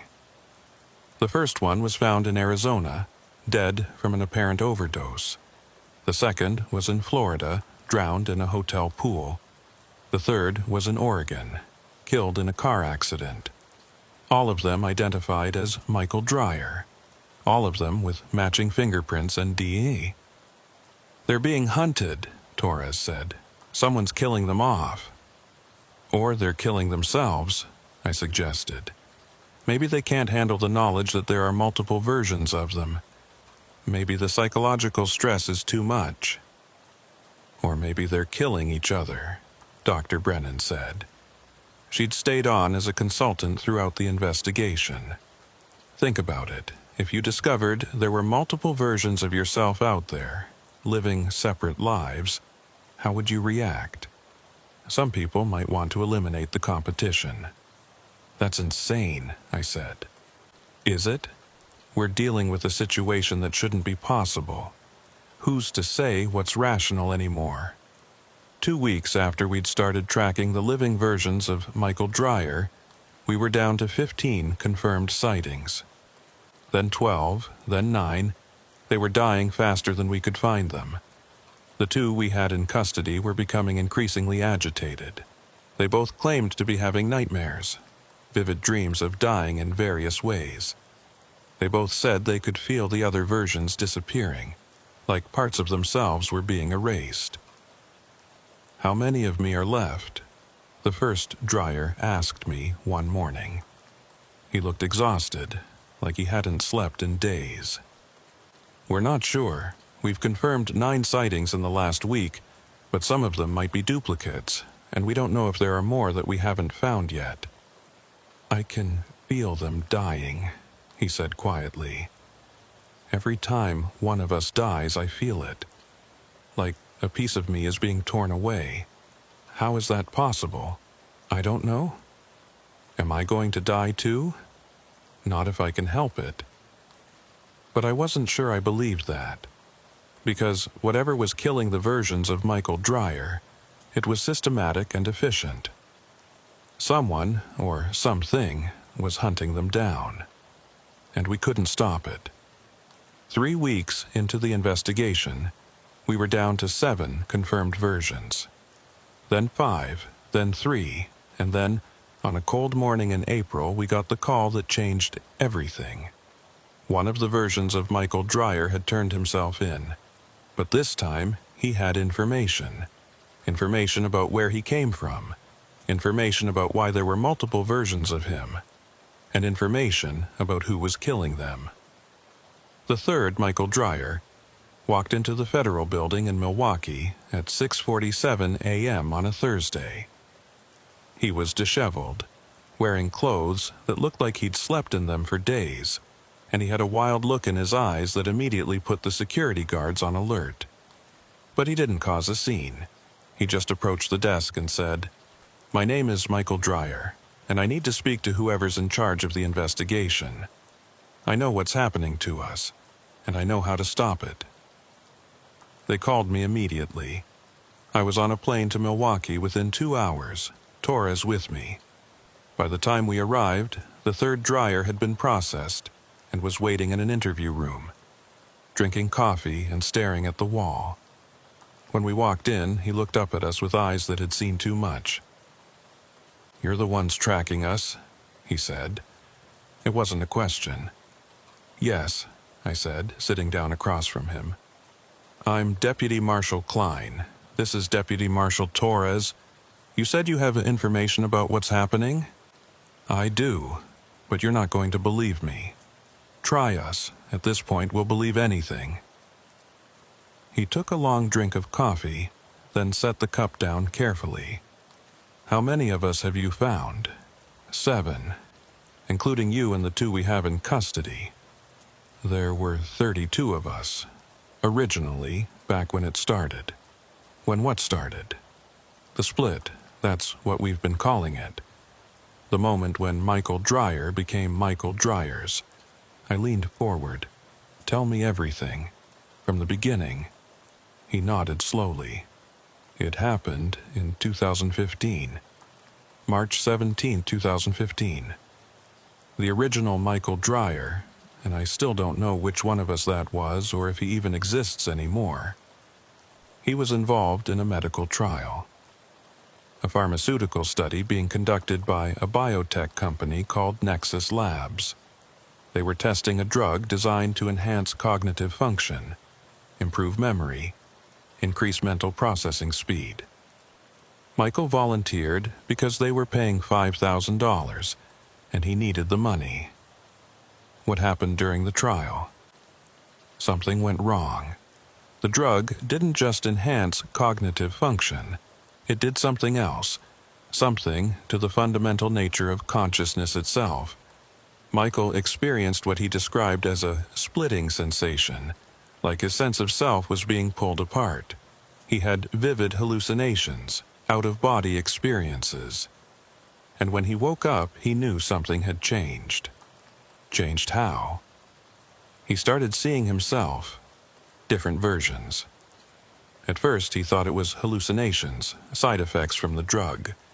But then he started finding evidence. Photos of himself in places he'd never been. Receipts for purchases he didn't remember making. And then, one day, he saw himself walking down the street. A perfect copy, going about a separate life. And this created multiple versions of him? Not created. Split. It's like his consciousness was copied across multiple bodies, each one believing it was the original. We all have the same memories up until that moment in 2015. After that, our experiences diverge. We've lived separate lives, made separate choices, but we're all Michael Dreyer. Torres was taking notes. Why didn't he report this? Why didn't he go back to the lab and tell them what happened? He tried, but when he went back, the lab was gone. Nexus Labs had disappeared. The building was empty, all records erased. It was like they'd never existed. And when Michael tried to find information about them online, about the study, about the drug, everything was scrubbed, no trace. So he ran, I said. We ran, all of us. Because what else could we do? We couldn't explain what had happened. We couldn't prove it. And we were terrified that if the government found out, they'd lock us up, experiment on us. So we ran. We changed our identities, moved to different cities, tried to live separate lives. But you all committed the same crimes, Torres pointed out. Bank fraud, identity theft. Why? Because we're all the same person, the third Dreyer said. We have the same psychology, the same thought patterns, the same moral compass, or lack thereof. We all made similar choices because fundamentally, We're all Michael Dreyer. Some of us were more successful at staying hidden than others. Some of us got caught. And some of you died, I said. His face darkened. Yes, that's the other part. The part I came here to tell you about. Go on. We're not stable. Whatever the drug did to us, it created an unstable system. Think of it like a quantum state that can't hold. The split consciousness can't be sustained indefinitely. Over time, we're collapsing back into a single state. The versions are dying off, one by one, until eventually there will only be one Michael Dreyer left. A natural process? Torres asked. At first we thought so, but then we realized someone was accelerating it. Someone was hunting us down and killing us systematically. I felt a chill. Who? The original. Or at least the version of Michael Dreyer who believes he's the original. He's decided that there can only be one of us, and he's taking matters into his own hands. He's tracking down every version and eliminating them. How do you know this? Because I've seen him. 3 weeks ago in Denver, he found me at a motel, knocked on my door, and when I opened it, I was looking at myself. But there was something different about him, something cold. He had a gun, and he told me that I wasn't real, that I was just a copy, and that I needed to die so the real Michael Dreyer could exist again. How did you escape? I got lucky. A maid came down the hallway and he got spooked, ran off. But I knew he'd come back, so I ran. I've been running ever since, but I can feel him getting closer. And I can feel the other versions dying. We're running out of time. I sat back in my chair, trying to process what I'd just heard. You're saying one version of Michael Dreyer is hunting down and killing the others? Yes, and he's good at it. He knows how we think, how we run, where we hide. Because he is us, he's always one step ahead. Do you know where he is now? No, but I know where he'll be. Where? Here, eventually. He'll come for the ones you have in custody. He'll come for me. He'll come for all of us. Because he won't stop until there's only one left. Torres and I looked at each other. We need to increase security, she said. Already on it, I replied. I pulled out my phone and called Hendricks, briefing him on the situation. Within an hour, we had armed guards posted outside all 3 interview rooms where the Michael Dryers were being held. We set up perimeter security, checked all access points, did everything we could to make sure no one could get in. But even as we did it, I had a sinking feeling that it wouldn't be enough. Because if what the third Dreyer said was true, we weren't dealing with an ordinary fugitive. We were dealing with someone who knew exactly how we thought, how we operated, what security measures we'd put in place. We were dealing with someone who thought exactly like us, because he was us. That night, I stayed at the Federal Building, sleeping in shifts, keeping watch. Torres did the same. We weren't taking any chances. Around 2 a.m., I was making my rounds checking on each of the prisoners when I noticed something strange. The guard posted outside the third Dryer's room was gone. Not on a break, not using the bathroom, just gone. The chair was empty, the hallway deserted. I drew my weapon and approached the door carefully. It was slightly ajar. I pushed it open and looked inside. The third Dreyer was sitting at the table just as I'd left him, but there was someone else in the room, standing in the corner. Another Michael Dreyer. "Hello, Deputy Klein," the figure in the corner said. "I've been waiting for you." I trained my weapon on him. Step away from him, hands where I can see them. "Relax," he said, raising his hands slowly. "I'm not here to hurt anyone. Well, not you, anyway. Who are you?" "I'm Michael Dreyer, the real one, and I'm here to correct a mistake." The third Dreyer stood up, backing away from the figure in the corner. "That's him. That's the one who's been killing us." Killing you? The figure laughed. I'm not killing anyone. I'm restoring balance, fixing what was broken. There can only be one Michael Dreyer, one consciousness, one identity. The rest are errors, glitches in the system. They need to be eliminated. You are an error, the third Dreyer said. We all are. None of us is more real than the others. Wrong. I am the prime version. The one who maintained the most stable consciousness throughout the split. The one who has the clearest memories. The strongest sense of self. I am Michael Dreyer. You're just copies. I kept my weapon trained on him. Put your hands behind your head and get on the ground, now. I can't do that, Deputy. I have work to finish. He moved, fast. Faster than I expected. He lunged for the third Dreyer, and I fired. The shot caught him in the shoulder, spinning him around, but it didn't stop him. He kept moving, grabbed the third Dreyer by the throat, and squeezed. I fired again. This time, the bullet hit him center mass, and he went down. The third Dreyer gasped for air, stumbling back against the wall. Security flooded into the room, weapons drawn, voices shouting. We secured the shooter, called for medical, locked down the entire building. But even as the paramedics worked on him, trying to stop the bleeding, I could see he was dying. How did you get in? I asked him. He smiled through bloody teeth. I know every entrance, every security protocol, every shift change. I know because you know. Because we're all the same. How many others are there? Torres demanded. How many versions of Michael Dreyer are left?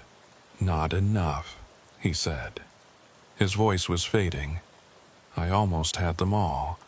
Just a few more. Just a few more, and I would have been whole again.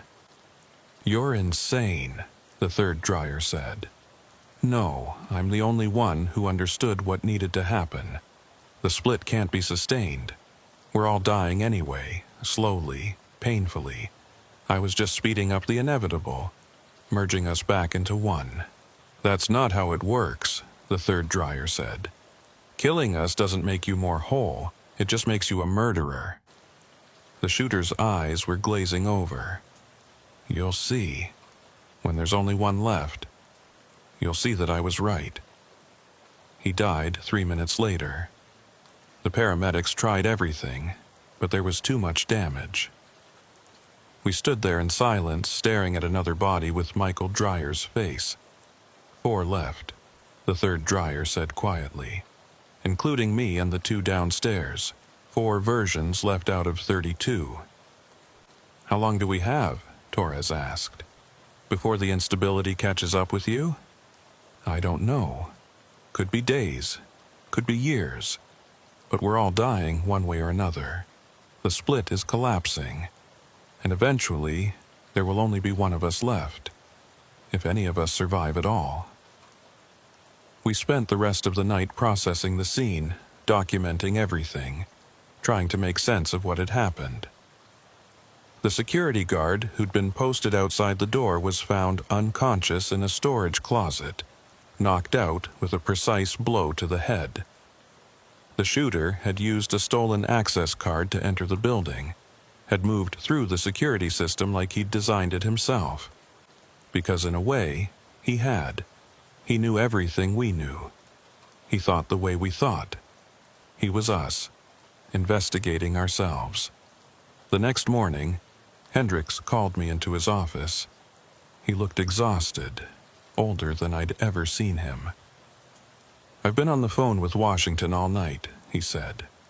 They want answers. They want to know how this happened, what we're going to do about it, how we prevent it from happening again. What did you tell them?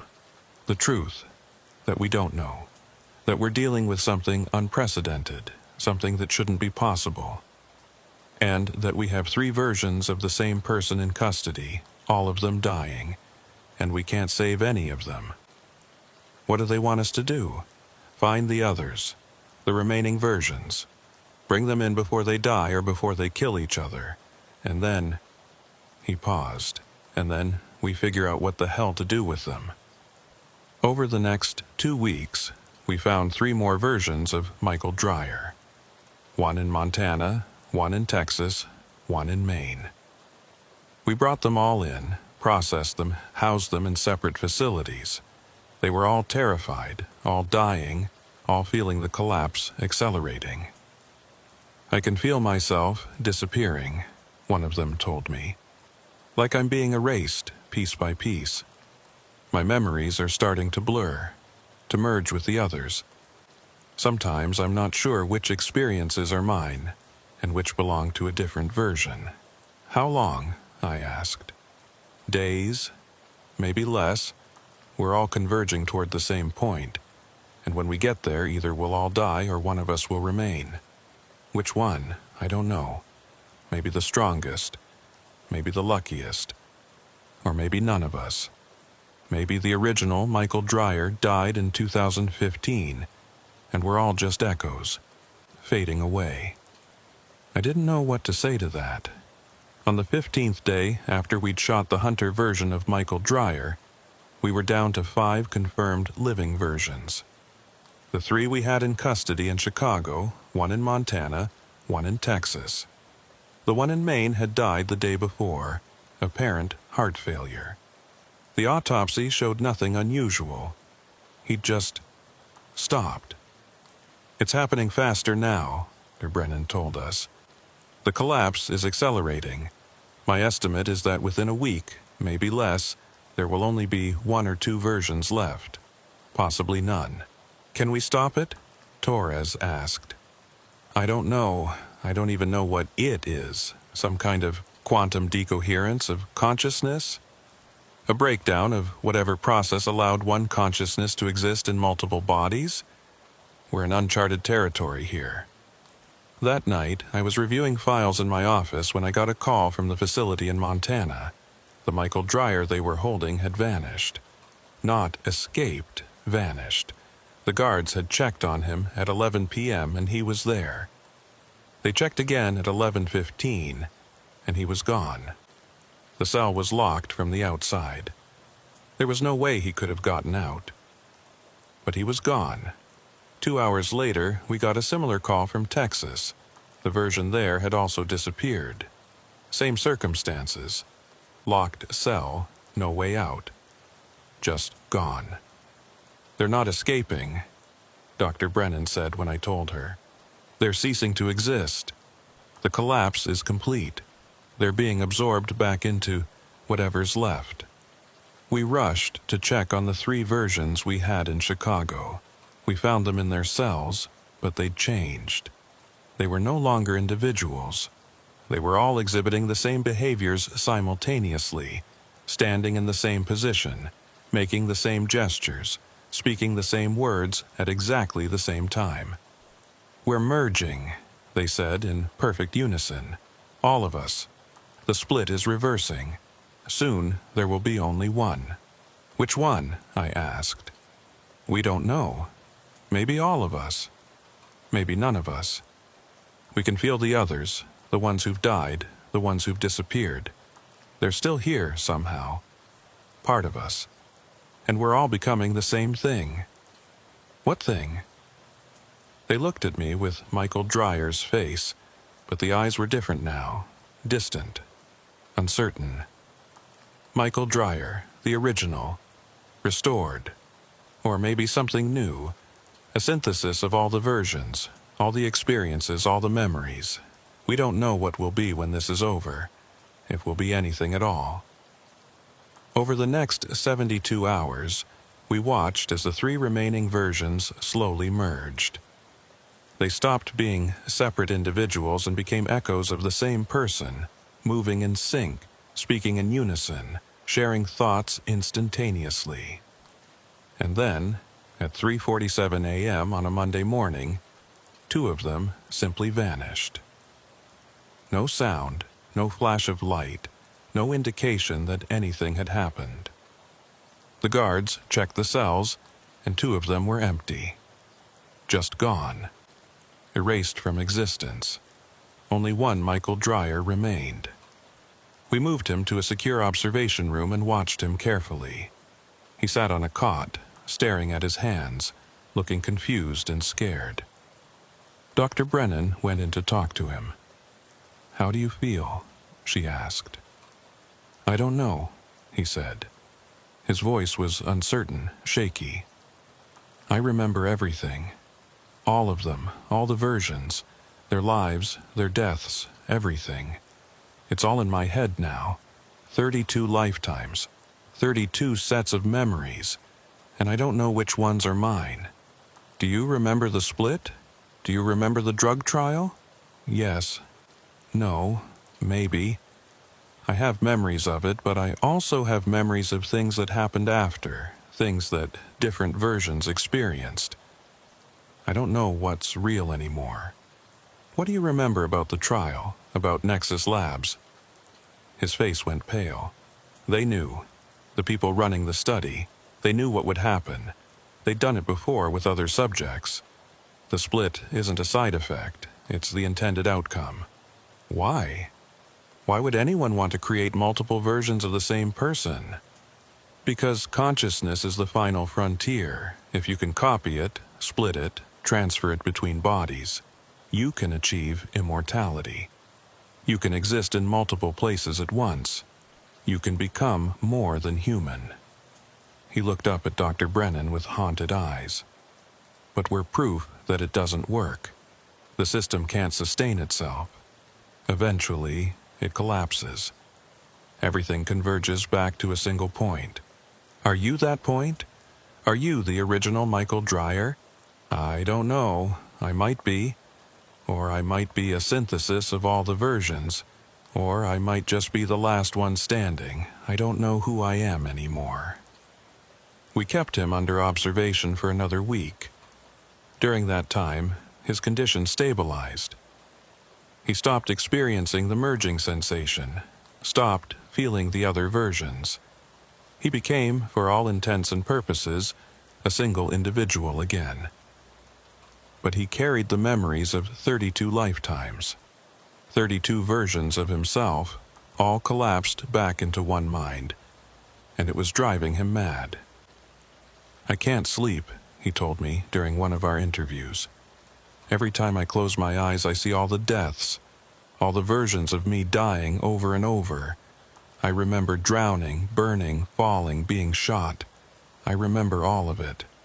And I don't know which death is waiting for me." "You're safe here," I said. "We're going to protect you." "From who? From what?" "I'm the last one. There's no one left to hunt me. But that doesn't mean I'm safe. The instability is still there. I can feel it. I'm falling apart from the inside. Dr. Brennan thinks you've stabilized. Dr. Brennan is wrong. I'm not stable. I'm just temporarily coherent. But I can feel it starting to slip again. The sense of self. The boundaries between the different versions. They're blurring. And soon I won't know who I am at all." He was right. Over the next month, his condition deteriorated.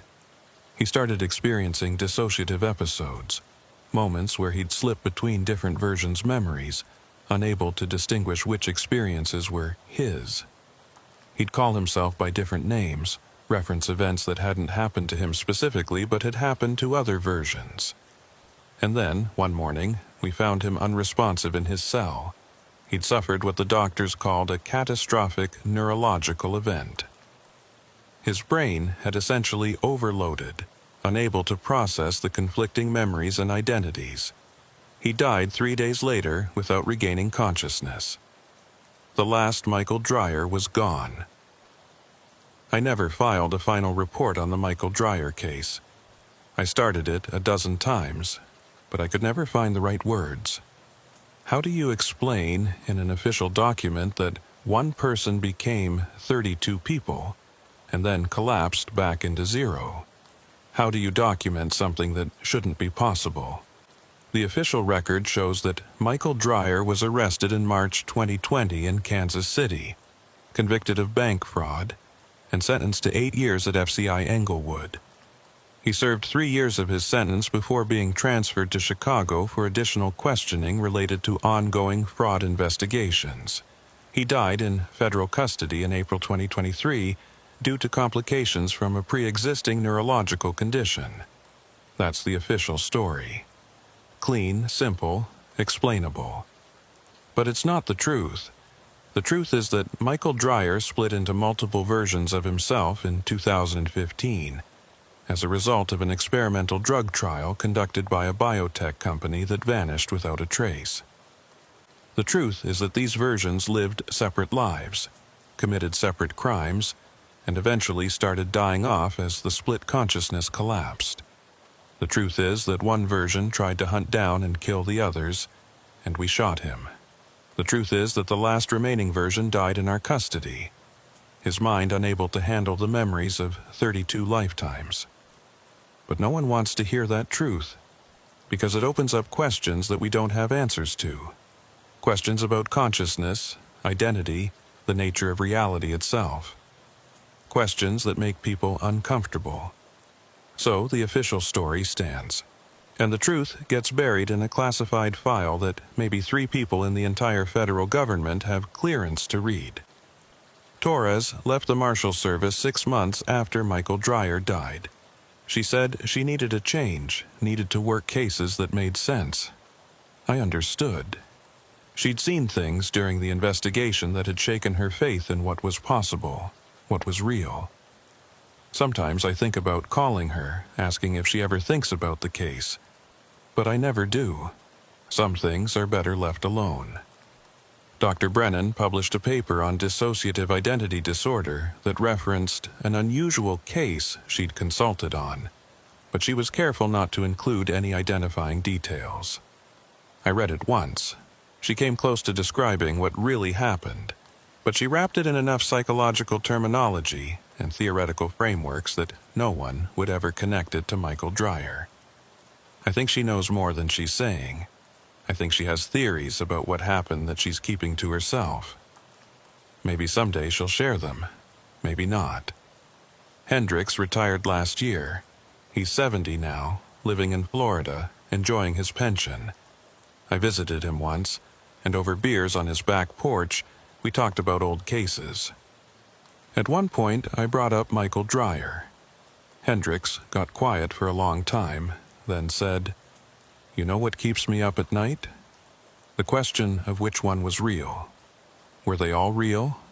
Was none of them real?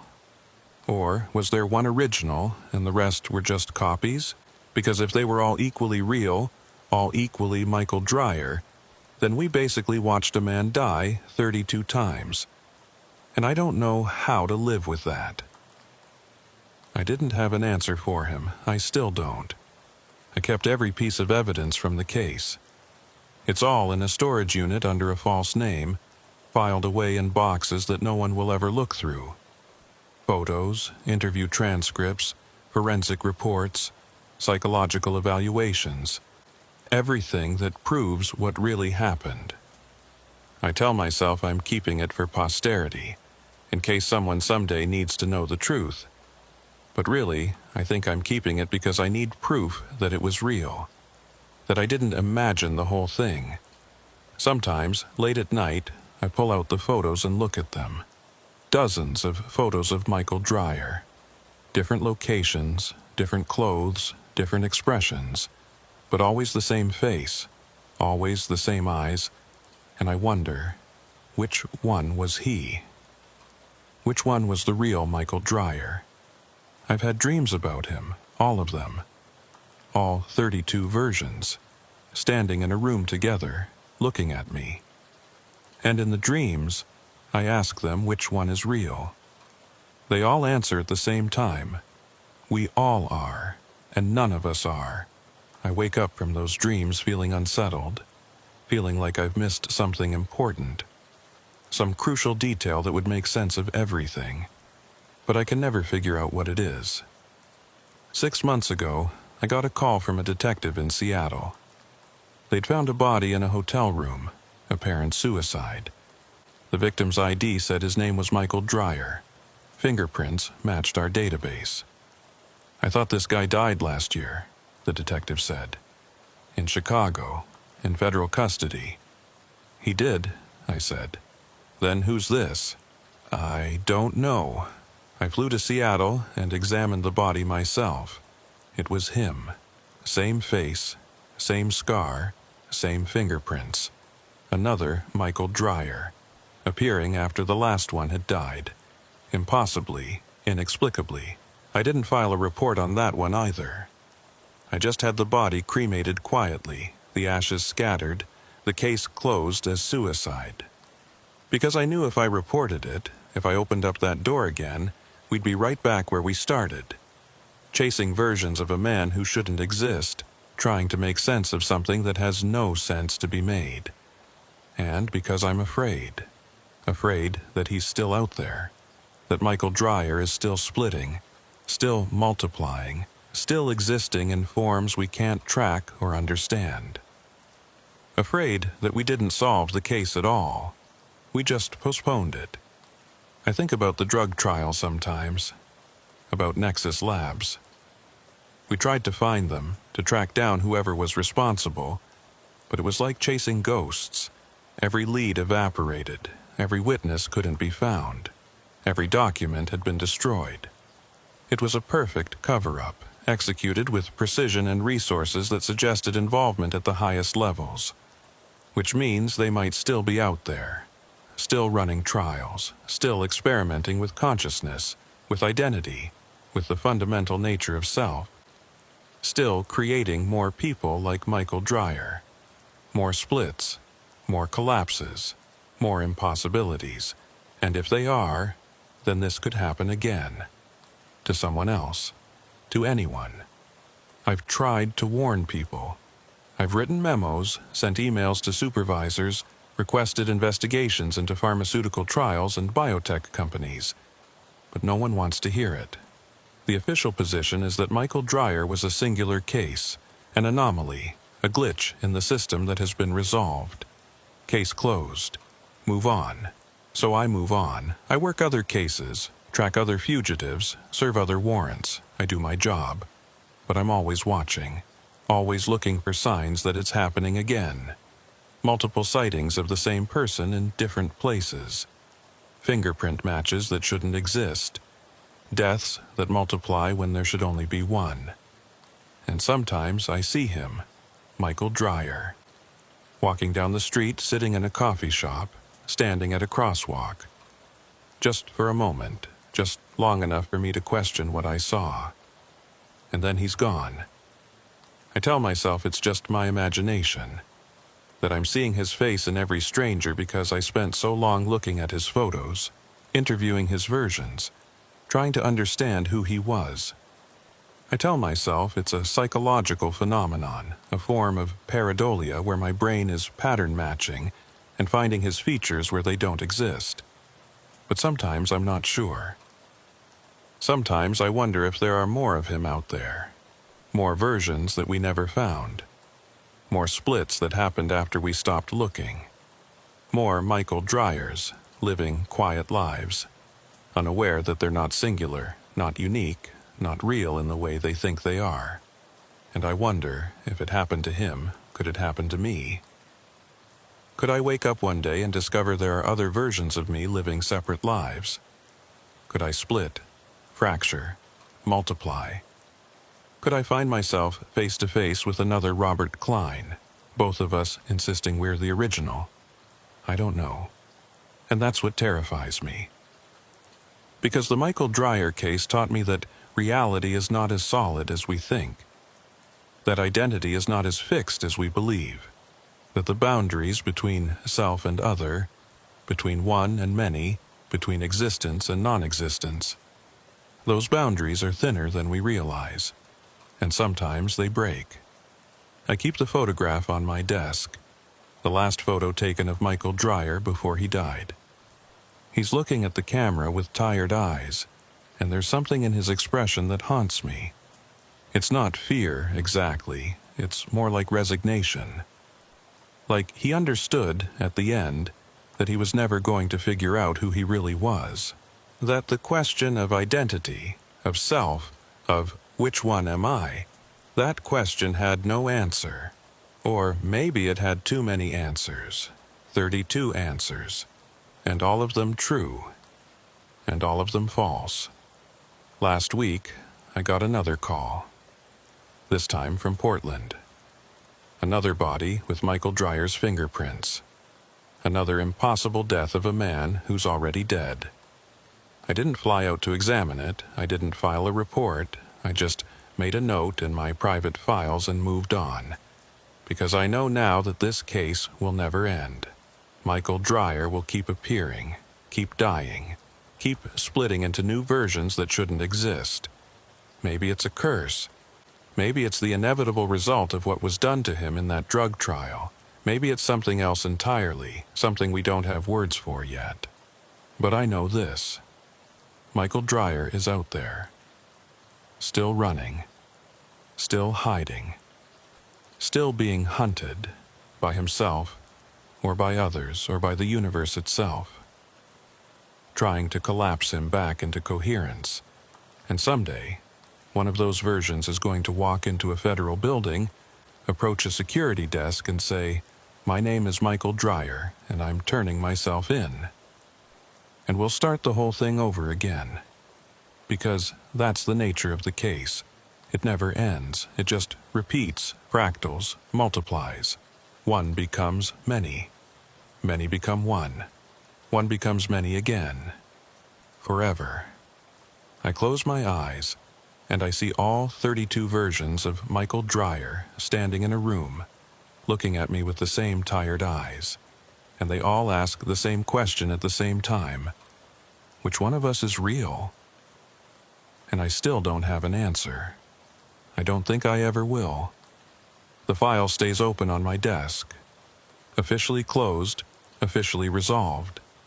But in my mind, in my dreams, in the quiet moments when I'm alone with my thoughts, it's still open, still unresolved, still haunting me with questions that have no answers.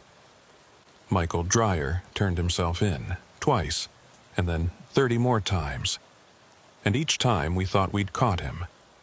Each time we thought the case was closed. Each time we were wrong. Because you can't catch someone who's everywhere and nowhere. You can't arrest someone who's everyone and no one. You can't close a case that never started and never ends. Michael Dreyer is still out there. All of him.